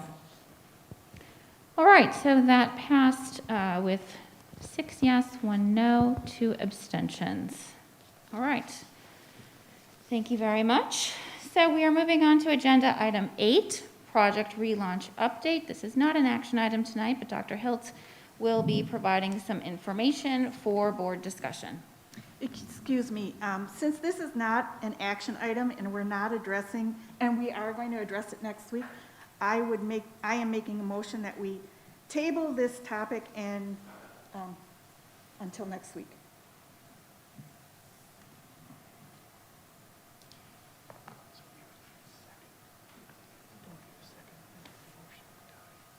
Okay.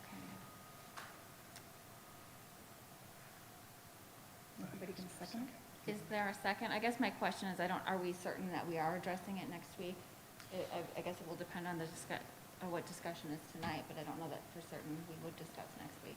Right. I just felt that, if we shared this tonight, the board would make the decision about our next steps. Well, I would second Jane's motion. Okay. I'm very concerned about that because I voted for the referendum and moving ahead with it. But I think this is a critical issue that is also part of what we're going to need to look at as we're moving forward with the referendum. So I would prefer that we at least start the presentation tonight and then continue it on because I really believe we need to have a plan for real.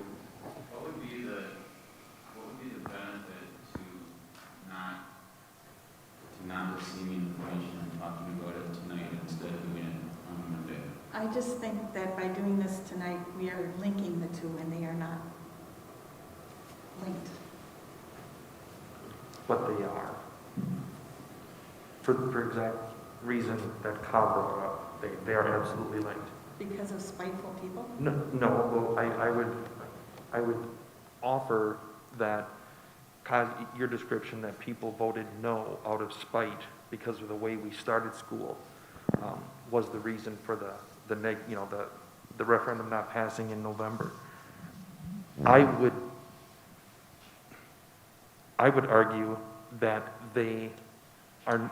that particular group is not voting no out of spite for how we started school. They plan to vote no because of how we continue to operate our modalities of instruction. It's not how we started. It's where we're at today, January 18th. And the message is essentially, if you guys can't be trusted to come up with a plan to safely reopen schools, like other districts have done, then we can't trust you to come up with a financial plan to invest $150 million in the district. That's how those two are linked. And we talk every referendum about creating a no vote. We addressed the Lincoln issue and the grant issue. This one is significant. Well, I'm not going to talk about that, but I was surprised that the project relaunch date or the project relaunch was going to be on our agenda tonight. I really wasn't expecting to be talking about that, just because this is a special meeting and I thought it was just for the referendum. So I would prefer that we did talk about this at our next meeting, because if we talk about this at this meeting, I feel like we're giving it so much more time and energy than we should. I don't know. I wasn't expecting Project Relaunch to be on this agenda. I really just thought that we were going to be coming here to be talking about the referendum.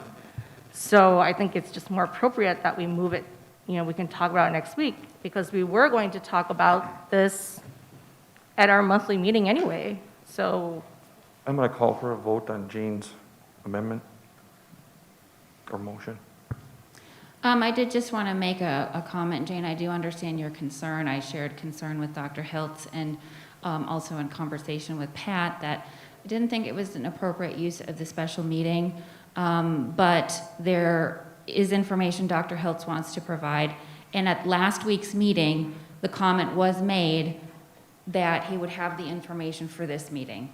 So I feel like we need to follow through on that. It's not for action, and this board might determine that because of the conversation we have tonight, we don't have to have a discussion next Monday. I don't know that there's going to be that much change whether we have the conversation tonight or next Monday. But at this point, the community is aware of it. The comment was made at last week's meeting. And so that's why it was on the agenda. But I did take issue with it as well. But I support it being discussed tonight. And again, it's not for action. It's to help, quite frankly, give administration direction based on a conversation that we can have with the new information that we're presented.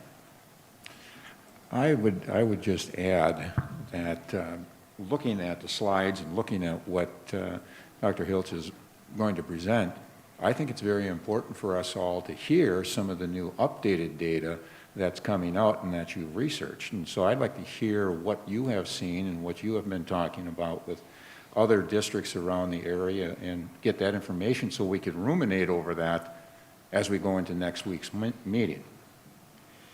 And if I could, Pat, I know you called the question, but if I could follow up on that comment, Jim. I share your concern about,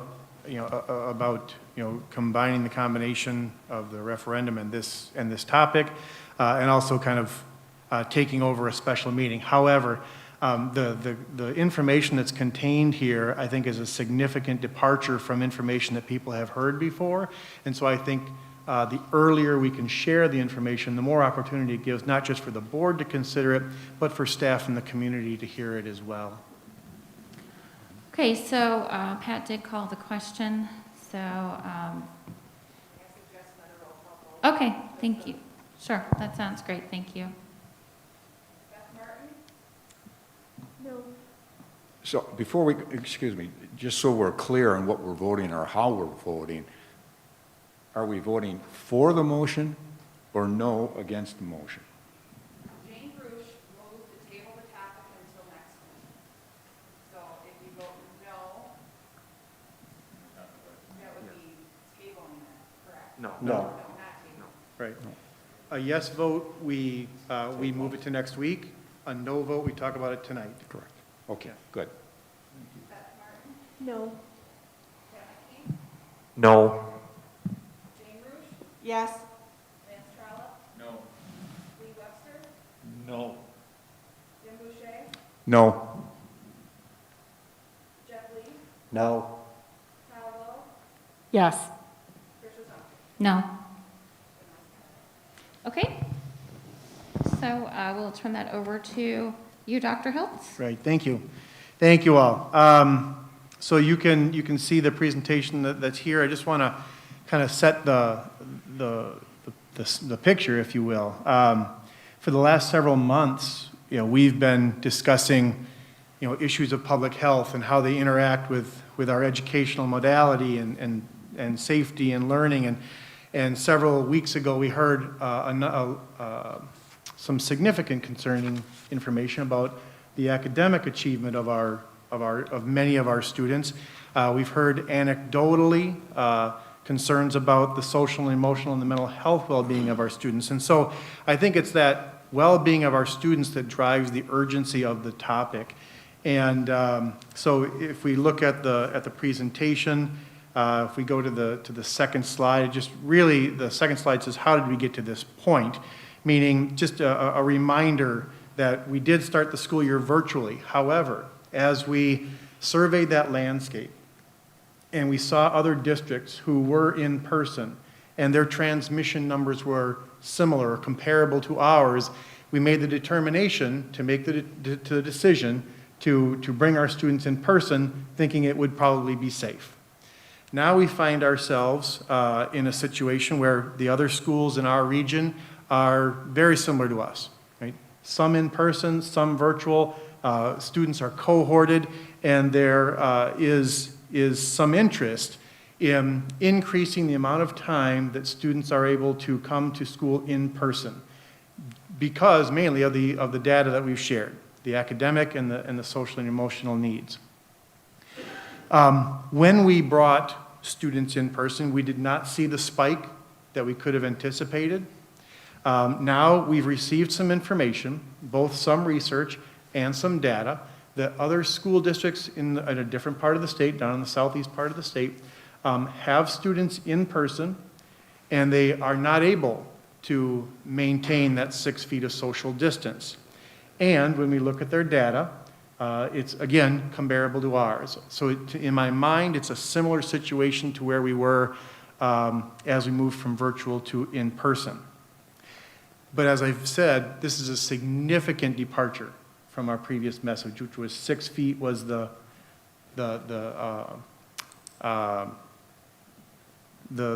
sorry, not, the words aren't coming to me. Guideline. That was the guideline. That's where we wanted everybody to be. That was a non-negotiable, if you will. So I'll start with I'll go to that third slide. And we shared, or we saw a video interview with Dr. Joseph Allen, who is an epidemiologist specializing in healthy buildings from the Harvard School of Public Health. So people in the public are aware, we did share that video interview with the board, so they've had an opportunity to view that. Depending on the direction the board gives tonight, we could share that with the community as well. But I just want to kind of summarize the main points that Dr. Allen made, which were students are safer in schools than not. Reduced social distancing is safe for students and adults when other mitigation actions are in place. And lastly, they do continue to encourage adults to maintain that 6 feet. Young people and adults do, according to Dr. Allen, transmit the virus differently. The next slide, a main point that he made was that 3 feet of social distance should be the standard in schools. He was very specific about in schools. And then he went on to list a number of mitigation practices that make that statement, in his opinion, accurate. One, there has to be universal masking. There has to be systematic hand washing. There has to be adequate ventilation. And then he went on to say again, a room full of students is less risky than a room full of adults. And the virus is not transmitted by contact. So those are a couple of our points that he made in support of that argument. Moving to the next slide then, if those are the required behaviors, does the Wausau School District engage in those behaviors? And so the next slide just confirms, yes, we have universal masking. Yes, we have a system of hand washing. We do have adequate ventilation. We've reviewed the standards, and Mr. Seiler has given extensive and comprehensive feedback and confirmed that our ventilation is... All our buildings? Yes, correct. How do we have it in buildings that have radiator systems? I'm sorry, I couldn't hear you. How do we have adequate ventilation in buildings that have the radiator systems, like John Marshall, where we're going to have to do extensive running of vents to put in air conditioning? Larry, are you able to speak to that? Yes. So John Marshall does have ventilation. Could you speak into the microphone, please? Could you please come up? Sorry.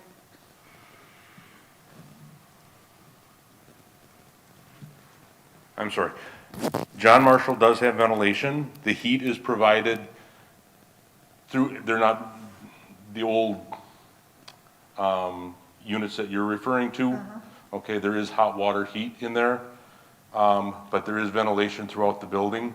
There might be some isolated rooms within the building somewhere that, because of the age of the building, you physically can't get a piece of ductwork to an individual room. But those would typically be things that were originally designed to be a closet or a storage room. They weren't originally designed to be a classroom or a room that you would habitate. But all of our schools do have adequate ventilation without exception. Oh, because I just understood that that's why it was going to be so expensive to put air conditioning in places like Grant and John Marshall. Well, adding air conditioning will require additional ductwork and additional mechanical infrastructure in any school that doesn't have it. Okay. I'm not a builder, so it just seemed to me that they had heat vents, you could put the cool air through it like we do in our homes, but I know big buildings are different than. Not quite that easy. Okay. As long as Mr. Seiler's at the mic, were there other questions from a ventilation standpoint? Well, not really. I guess it's a question, but it's a question that you've already answered. But I think it would be useful for the public and for some of our staff to know why we haven't recommended individual room air filters. We haven't recommended teachers bring in filters or purchase filters, and if you could explain how the room air is exchanged with 100% outside air faster than those filters could keep up anyway. Right. So typical room purification filters, and there's a lot of different types, but the type most people think of when you say room purification, it's simply a fan drawing air through a HEPA filter, a high efficiency particulate air filter. A really large one, so if you're going online and you're looking for a really large one, it's made for a room that would exchange that air at about 1/4 of the rate we're supplying and exchanging the air. So our building HVAC system supplies air to the room, returns it out 4 times faster, minimum 4 times faster than even the largest purification unit that you can buy commercially can purify the air. Now, of course, you can buy like massive commercial air purification units. Typically, those would be put into the building ventilation system, but now we're talking, you know, complete rework of the ventilation system. These are not air purification units that you set in the classroom. Yeah, I just thought that was interesting because it wasn't something that I would have known. You know, I just thought, oh yeah, what would it hurt to have an air filtration system if I just want to bring one into the room? But then when you explain that, well, it doesn't accomplish anything other than make noise and cost electricity because the air comes through so exchanged so fast in the room, I thought that was useful information. It's very helpful to know. That isn't something that I would have known had you not explained that. Right, thank you, Lance. So one of the things that the speaker stated was that the ventilation systems are super important, and he was very specific about a specific kind of filter. He said it should be a MERV 13 or higher, but I understand we have MERV 11s. Generally speaking, we have MERV 11 filters throughout the schools. A number of our schools have what is commonly referred to as a Mark Lenz system, okay? Mark Lenz was the original designer of the system. In those systems, they draw in, of the air that we're supplying to the classrooms, 100% of it is fresh outside air. The air that we return from the classroom is exhausted outside. So we're never recirculating that air back through those filters. So when does it go through the MERV 11, when it's coming in from outside? I'm sorry, say again? When does it go through that MERV 11 filter that we have? After it comes in, the fresh air from outside, then it goes through the MERV 11 filters. Okay. Okay?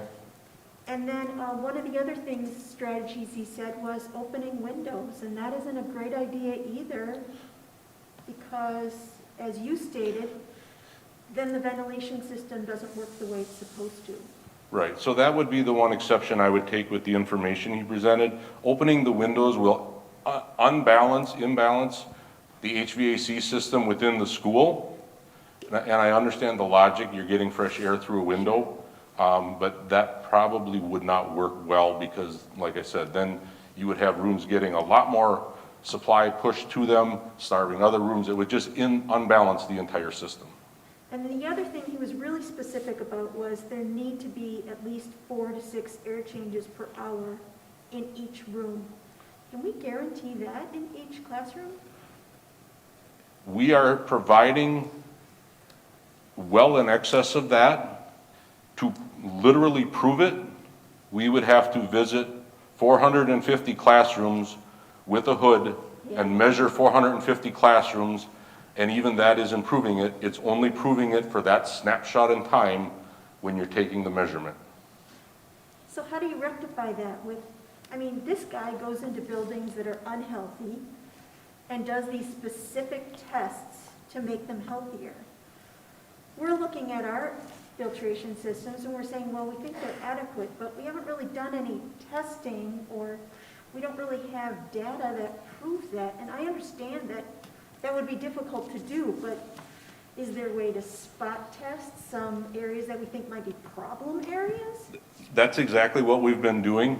So our building automation system, all of our air supply and return Heating, ventilation is all controlled by a building automation system. These were designed with a certain design criteria to supply a certain amount of air based on square footage and head counts and so forth and so on. Assuming all the components within that system are working as they were designed to do, we have no reason to believe they aren't doing exactly what they were designed to do. You know, your car was designed to go backwards when you put it in reverse. If you put your car in reverse and it goes backwards, you assume it's working correctly. It's maybe a crude. The maintenance that we need in the district, none of it's really related to HVAC systems for the kinds of issues that he was laying out. Correct. Okay, thank you. So the long and the short of it is we exceed Dr. Allen's standards. Yes. And that's the message that needs to get out. Mm-hmm. But this, like any other, you can go and look and find a study to say whatever you want it to say. I mean, it's gotten to be that pretty much. My concern is this CDC approved? Because that is the pinnacle of the research and epidemiology research. Is it CDC approved? And I have not seen anywhere where Dr. Fauci has recommended any of this. Correct. There are varying degrees of, agreement with this position. And like I've said before, and you just did too, there are studies and data that can support many different positions on this. And that's one reason I wanted to share some of the data in this presentation a little bit further and see if that is of interest to the board. So is it okay if I continue? Yep. Okay. I think it's very useful because it's the same as what we talked about previously. Instead of relying on experts predicting what they think will happen, I'm much more comfortable looking at other schools and see what is actually happening. It's more persuasive to me. Mm-hmm. So just to wrap up Dr. Allen's presentation, he did share these 6 or 7 risks that students are facing, and frankly, we've had those conversations here, and we've seen some evidence of those, right? Increased depression and anxiety, the virtual dropouts, right? Students not showing up, or if they do log in, they aren't on screen. We haven't talked much about food insecurity, and so I have no real data about that. School personnel may. Reduced physical activity, reduced socialization, negative impacts on learning are well documented in our case in terms of GPA, and then some higher risks around abuse, neglect, et cetera. So those are the things we're trying to support our students. So this is the data I was referring to in the next slide. We contacted 6 or 7 school districts, most of them in the southeast part of the state. You will see Mosinee included here. We weren't able to get complete data in all these situations, but I did use Wausau as our reference. A really important piece is to look at the percent of students who are attending in person, those who have chosen to be here. In most of these districts, that percentage is 70 to 80%. We are lower here, an average of about 55 to 60% are actually choosing to come in person. In this table, you can see we ask people, what's the status of your 6 feet social distancing? For us, of course, it's required. And then you can see some data, the percent of students in quarantine, the number of staff. That was as of 1/12, and of course, that obviously varies day by day. You can see we use Mosinee. The 6 feet of social distancing is not required there. You can see their percent of students is 0.3. One of their staff members is quarantined. Oconomowoc is 75% in person. The comments you see there, we did a combination of phone calls and emails as well as a survey. So some of these are comments that they either included verbally or in writing. In Oconomowoc, the 6 feet is encouraged, but not required. And again, you can see the numbers. In all these cases, the percent of students quarantined and the number of staff quarantined are comparable to ours. New Berlin, their comment, they're 75% in person, social distance, 6 feet may not be feasible. Hamilton, they find the maximum distance. The next page is just a continuation of the same. Elmbrook, their guidance is as much space as possible. So again, that depends on the number of students in the room. All students who want that class are in that room, and they space them out as much as possible. Kimberly, that's actually in Outagamie County, so it's a little bit different location, but they're 80%. When we asked them about 6 feet of social distancing, they said perhaps. Again, doing the best they can. And then Franklin was another example of a district that is not able to maintain the 6 feet. As I mentioned, we did a poll. There were 23 responses. Roughly 61% of those polled said yes, K-12, we are guaranteeing 6 feet of social distancing.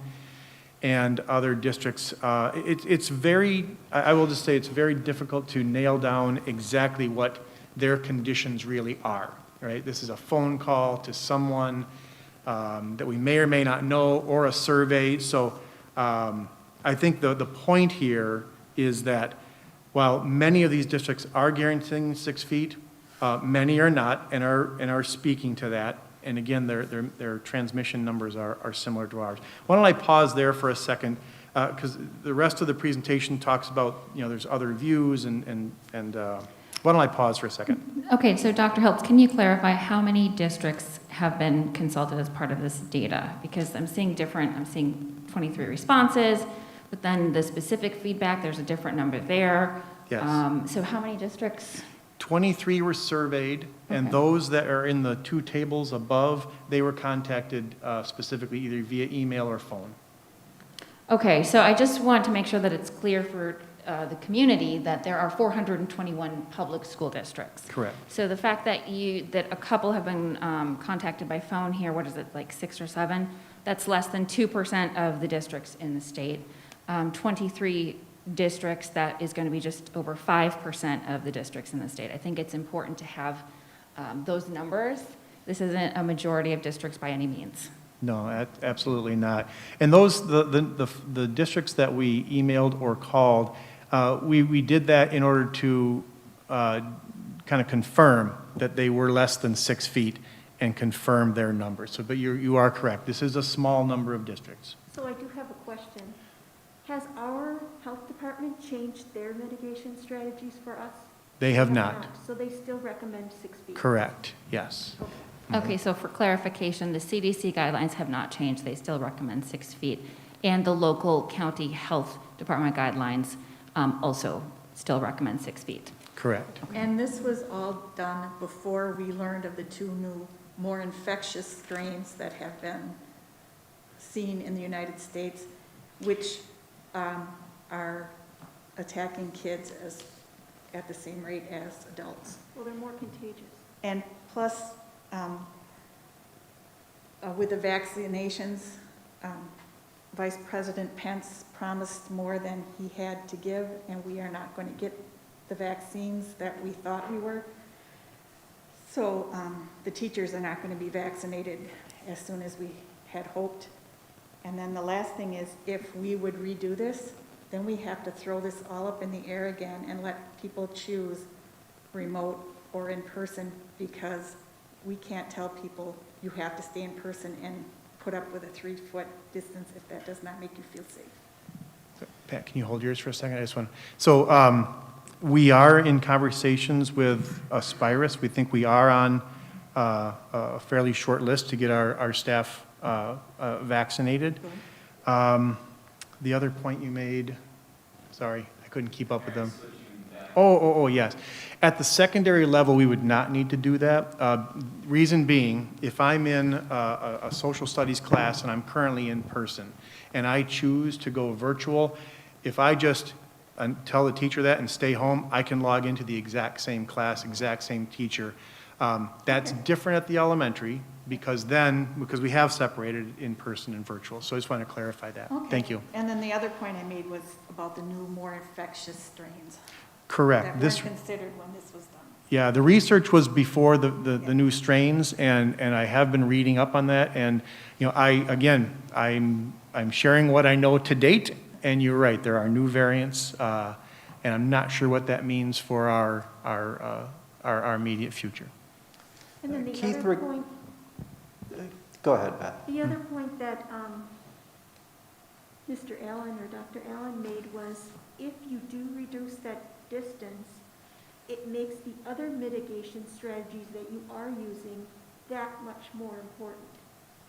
So masking, for example, we have universal masking, but are kids coming to school with masks that really are kid size, that really fit, that are really, because that's going to be more important. Because we see staff doing this all the time too, adjusting their masks. They need to stay in place when you talk And he also recommended 3-ply, and I hadn't heard that before. Most of the time I've heard 2-ply. So, I make 2-ply and that's hard enough to breathe through. yeah, so he did say that those are more important. I guess I think about the mitigation strategies for a way to describe it as slices of Swiss cheese, where each one is a slice of Swiss cheese, and if it makes it through the first slice, maybe it'll have a solid part on the second slice, and you need all of them working together to keep people safe. So if you take one of those slices out, you've raised the risk. Some of these things are apples to apples, right? I bet every school has the same kind of problems with kids following or not following mask protocols. Question that I have is it an apples to apples comparison when we're looking at percentage of students quarantined? Do we have any idea, are they all following the same rules for quarantining? We know that in our district that a teacher can decide which kids were close enough to that kid who has a positive. And they feel pressured to say that there's minimum amount of kids were exposed. And it might not be coming from anywhere else, but they feel that pressure. Well, right, but if they're following the same pressure, then it would be apples to apples, but do we know anything about that? Right. And to your point, Dr. Lee, that's why we asked that question specifically on the next 2 slides, trying to get a sense of their experience with quarantines. And so you can read through, I'm not going to go through all of them, but you can see they have similar experiences to us. Again, what you're bringing up is the difficulty in trying to truly ascertain what is reality there. But that's the information we currently have on their quarantine practices or experiences. It seems to me that a lot of the data that we're getting, all the data we're getting is still around the incidence and the need to quarantine, all that. What we have not gotten is really solid data on the number of suicides, the amount of depression, the amount of anxiety. We do have data that says we have we are failing educationally to a large degree. And I'm concerned that what we're trying to do is we're weighing it out based on one criteria. If we have one suicide from one kid in our school district, we will have exceeded the concern that we have around COVID. 4,000 Americans are dying every day from COVID. Jane, I just wanted to, you mentioned the CDC. On January 5th of this year, there was an update where they encouraged students to keep 6 feet of space when possible, and it goes along with the other safety measures that they say, hand washing, blah, blah, blah. So I just found that out here in case you...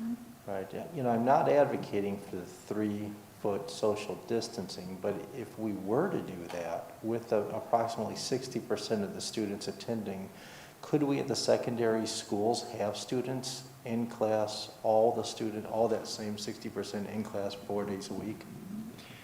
We could have, if we did that, not all classes would be able to guarantee the 6 feet. Larger enrollments, or just, statistically the number of students that might show up for any given class.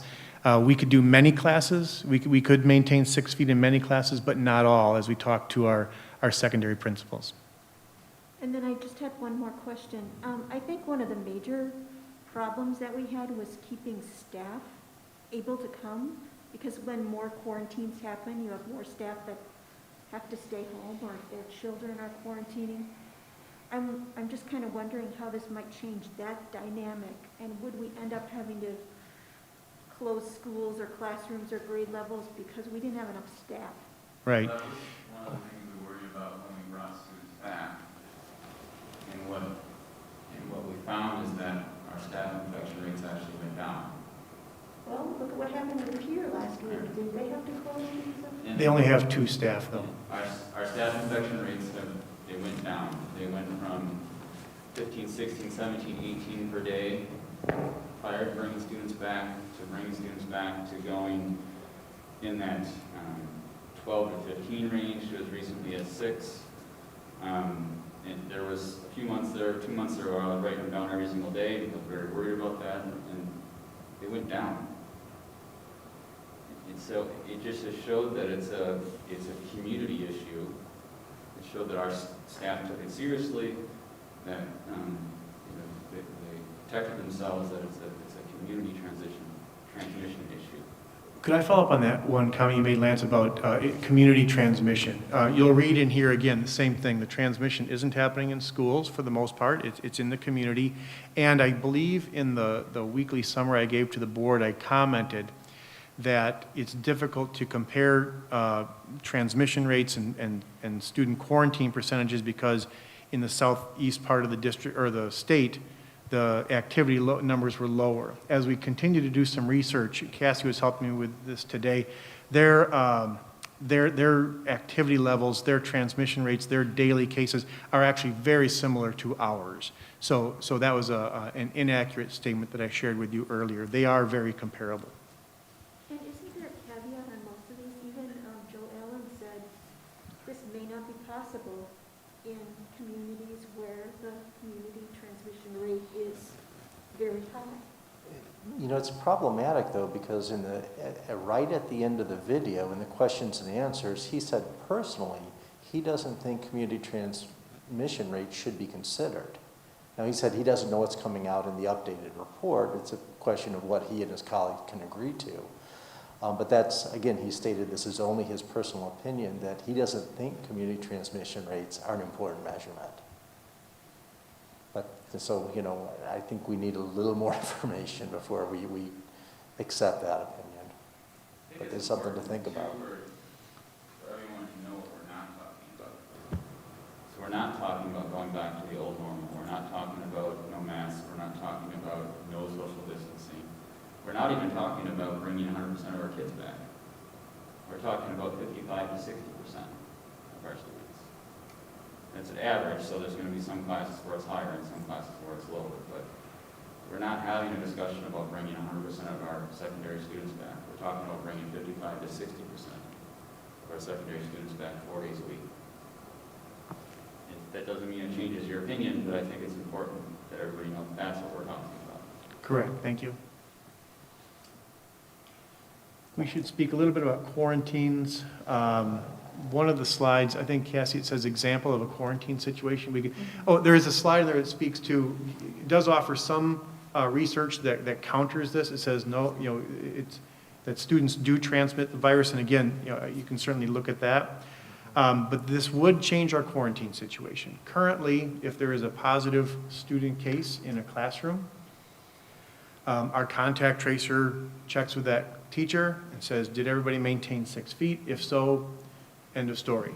Now, we would have to find out, okay, which students were within 6 feet of that infected student, and then do the contact tracing, all the work that goes along with it in every class they were in. So that would add a workload. It would add to the number of, we would expect, it would add to the number of quarantines that our students and perhaps our staff would encounter. Although again, looking at the data, you know, the real-time data, or you know, from those other districts, it doesn't appear to be the case, and I don't know why, but that's what the data seem to suggest. Would it be harder for parents to have that unpredictability factor in there, that at any time they might get a call that says your child was too close to a positive child and now you have to quarantine for 2 weeks? Because that might happen more often. Yeah, for some, you know, and again, at the secondary level, if families felt like if we came, and we would want to be very clear with our families, right? To say that we would, if we decided to go this route and bring and allow students to come 4 days per week at the secondary schools, we could not guarantee 6 feet. We would want them to know that. We would want to know why we're making that decision, and we want them to know that they could then, you know, have their child go virtually if they chose to do so fairly seamlessly. Keith, it's my understanding that even with the quarantine events that we did have, while there were quarantines, there were no super spreader events within that quarantine group. Correct? Correct. Okay? Yes. I think that's important to note. We took the precautions, but even though they had been within a certain distance, it didn't spread to that particular group. Yes. You're talking about it spreading to other students, right, Pat? Yes, yes. So we probably don't have data on whether or not it's spread to positive kids' families, because that would impact also. Well, we don't know if it's spread to kids either, because most kids are asymptomatic.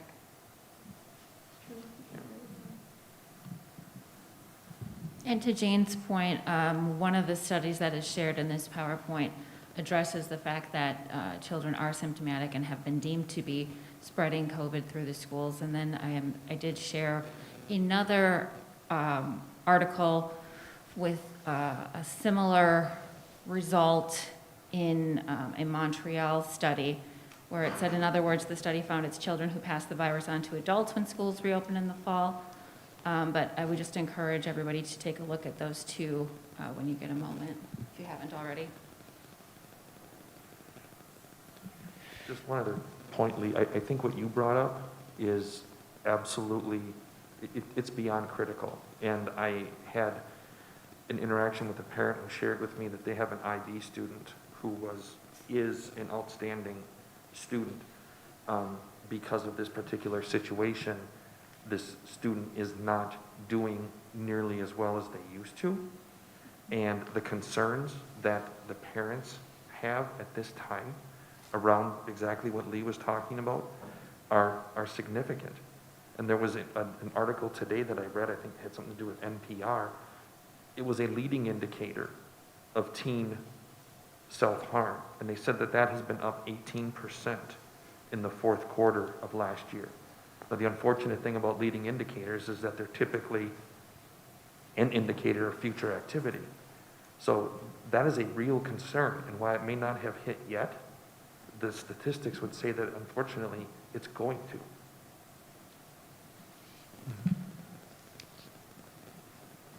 Dr. Hiltz, how far away do you think that vaccines are? It seems real difficult to move forward against CDC guidelines and local county health department guidelines if the adults in the building at least can't be vaccinated if they want to be. So we would hope to have the first course to all staff in the next 3 to 4 weeks, and then a second dose 4 weeks after that. What would be the ability to keep the staff still distant at 6 feet if we go from right now, we've got, 30% of our students in our secondary schools, if we went up to 60%, how does that change the staff distancing? I know we have to say we can't guarantee it for the students, but what would that do for staff? Yeah, and we did have a conversation with some principals about that particular issue, and so certainly there is a way, to say this is my 6-foot bubble, right? The issue, of course, becomes either compliance or classroom process, right? Is it ingrained? And it probably is easier at 30% than 60%. So it's possible, but obviously, again, you can't guarantee it. And if we were to talk about younger students, the younger they are, of course, the more difficult that becomes, just because they want to hug you. And then, Dr. Hiltz, I did have a question. Those people who do not feel that it's safe, will they have the option till the end of the year to remain virtual? Our staff or families? Students. Families. Absolutely, yeah. Anybody who wants to stay virtual can absolutely stay virtual, I yes. think that's an important point. Mm-hmm. Well, I think also back to Jane's point, though, we don't know how many families might opt to switch to virtual because they feel safe with 6 feet of social distancing, but 3 feet might give them pause and want to make that switch. Yep. Right, but that doesn't fundamentally change the situation in the classroom, right? In terms of, the teacher is already at the secondary level doing virtual and live at the same time. And so it's just a larger percentage that are virtual. Right, no, but it changes at the elementary. It's a whole new classroom, and it changes the workload for the virtual teacher. Right, but we don't need to make a change at the elementary because we're doing 4 days a week already. The one reason, I was just about to speak a little bit to the elementary. So currently, as you know, we invited families at semester to have their elementary students who were virtual to come back in person. There were about 50 students that we could not accommodate in their home schools and maintain the 6 feet of distance. And so those families have the option to have their children educated at an extension class, if you will, at G.D. Jones, right? Certified teacher, but the families are also required to transport their children. I spoke to a number of those families, and obviously, those children would rather be at their home school with their friends, and all of that. And so I certainly have, that interest as well. I think we all do. Yeah, the elementary does present a different scenario, right? If we said we will not guarantee 6 feet at the elementary, then we might have some parents who would be, want to exercise that option to go virtual again, and I don't know to what extent that would happen, and then we might have to, again, shift some students from in-person to virtual if that's the case. Is it possible that you could try this at the secondary and then look at what the numbers are and maintain the elementary the way it is for now? We could do that. I mean, it does inconvenience those few families, but Yeah, the elementary change is much harder because of the staffing, and one of the criticisms we've received is people think that we don't have a plan in place to switch back. Not understanding that the secondary switch back is not anything like what the elementary change was. It isn't much of a change. It's ordering food basically, and it would be a week later, because the teachers are already doing the in-person and virtual, so it isn't much of a change. But you're right, the elementary, we can't go through that whole staffing process again. No. it gives you a chance to look at the data to see if you think that's true. Mm-hmm. And they also have a choice that's pretty easy to make. Dr. Hiltz, did you receive any staff input in this potential 3-foot change? I think 2 emails, and they shared some, I think it was 2 or 3, and I think they shared some data from some other experts, medical experts. I think the board received the same information. That was, I believe, was the extent that I received. But again, we also, I put a message out to the staff to let them know we're talking about this tonight, no action, and so they may be waiting to see what our conversation emerges into. I would imagine one of the questions staff would have is the question that I posed earlier, is to what degree can the staff remain 6 feet? Yeah. And frankly, I would turn that back to them and say, do you feel like you're able to maintain that? Yeah. No, I just think that generally, like overall, the whole world has been doing 6 feet since, the beginning. And it's really concerning to me that there were some districts that weren't requiring 6 feet, you know what I mean? And that just, to me, it's really surprising. I mean, because 6 feet has always been the standard. And, we've been following the rules, and we've been doing what we need to do to keep our employees safe and stuff like that, and the students in our school. And, that's just the standard, I feel. And to not follow that standard, I think it would be going in the wrong direction.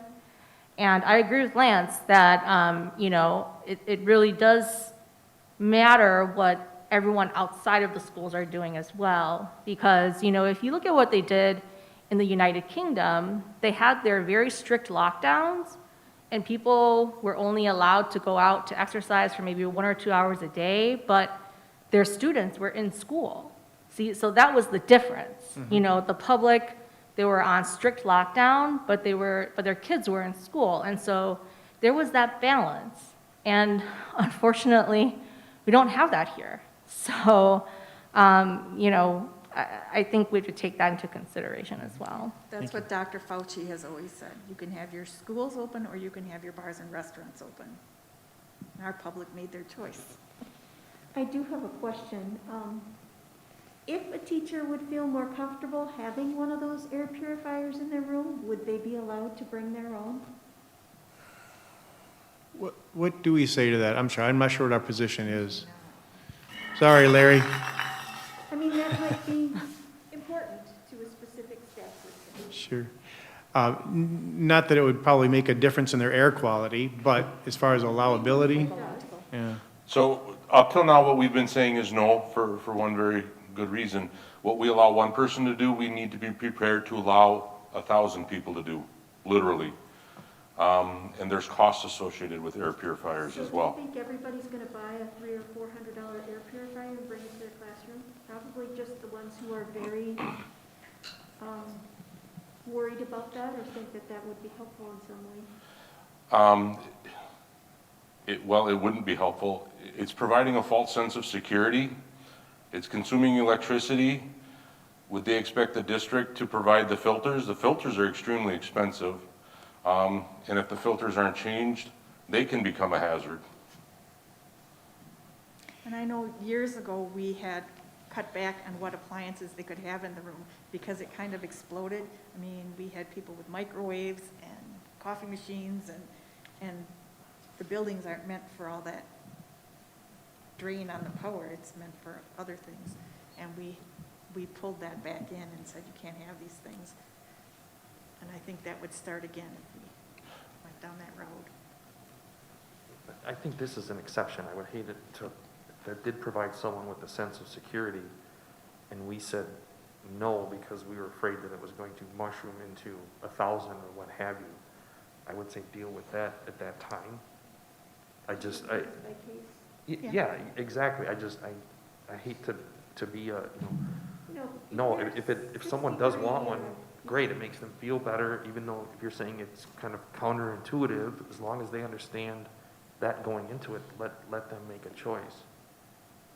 But they're responsible for buying the machine and maintaining it. Yeah, yeah. Right, and if we allowed that, there would have to be a clearly worded message that this is not actually helping you to be safer, and that you shouldn't change your behavior as a result of having this purifier in your room, because that's the danger, right? Is that somebody will take greater risks because they think they have this extra measure of safety when they don't at all.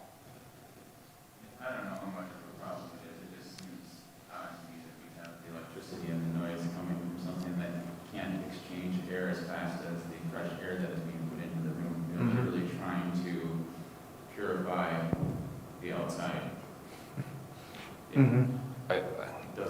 I don't know if you shared the email, but I did the math. Assuming you extrapolate, if you do it for one, you do it for 1,000 or for 450 classrooms, the incremental cost got to be a very big number. The other thing I think many people may not be aware of with air purifiers is the amount of noise they create. So depending on the quality of a unit you buy, many of them produce like 60 decibels, so that's about the noise level of a normal conversation. So in those instances, a teacher would be teaching a class while someone else is talking simultaneously. Yeah, I don't find them noisy. I have one. It's very quiet. I'm sure, there's hundreds of models out there, and depending on how much money you want to spend. And I think on this guy's website, he said he had some information on those standalone units and what he recommends. Because he did recommend them. There's a little asterisk saying that he part owns the company. Oh, I don't know. The Montreal article that I sent to the board, there's a section in there where they talk about they don't recommend installing air purifiers in the classroom for reasons that Larry mentioned, the false sense of security. There's no proof that the devices limit the transmission of aerosols that contain the virus. I'd hate to see somebody spend a couple $100s of their own money for, I guess a false sense of security that's not going to make any improvement and that would increase the electricity in the buildings. And it would make it harder for some of our students. you know, the kids on the autism spectrum, everything comes in to them at the same level, and they have to fight to tune in to the teacher, and to have one more machine in the room making noise, we're asking too much of them. I think it's one of those things that administration can handle. Doesn't need a board to decide. Is there, so this is everything I know to date. Is there more information or any direction from the board or again, information you'd like us to work on? You've got the rates here of the quarantine staff and students. Do they have dashboards that also have the rates of the positive? Positivity rate? Yeah. They did not. This is what they had, otherwise I would have gone with positivity rate. Am I correct, Cassie? You were looking at the, okay, thank you. Not all, I had a look at counties, and every county's dashboard was Yeah. different. Several of them didn't even have activity rates. Yeah. I think staff input is critical, and if this is something that would be considered just at the secondary level, then staff input at that level would be important. Yeah, we're asking them to take the risk. I just think we wait on the CDC to tell us. It'll be up and running with scientific Yeah, I methods feel in a like couple we're on the days. verge of getting some new national guidelines. I think the parents can make that decision with regard to their own children. So the ability of staff to be able to maintain that 6 feet would be something that I'd be very interested in, and I think that would go a long way towards making their own decisions as to whether or not they think this is safe also. Sum it up, just basically choices. Yeah. We give them the choice. So, yeah, the staff do have the same background that I shared with you. We can certainly have that conversation with them and see where they're at. I know I have been approached by some secondary staff that they would like to have the students back, but again, that's very anecdotal, so. All right, thank you. That's the piece we need. Okay, if there aren't any other questions or comments, I am seeking a motion to adjourn. So moved. Second. All right, all in favor? Aye. Opposed? Abstentions? Motion carries. This meeting is adjourned. Thank you. Thanks, everybody.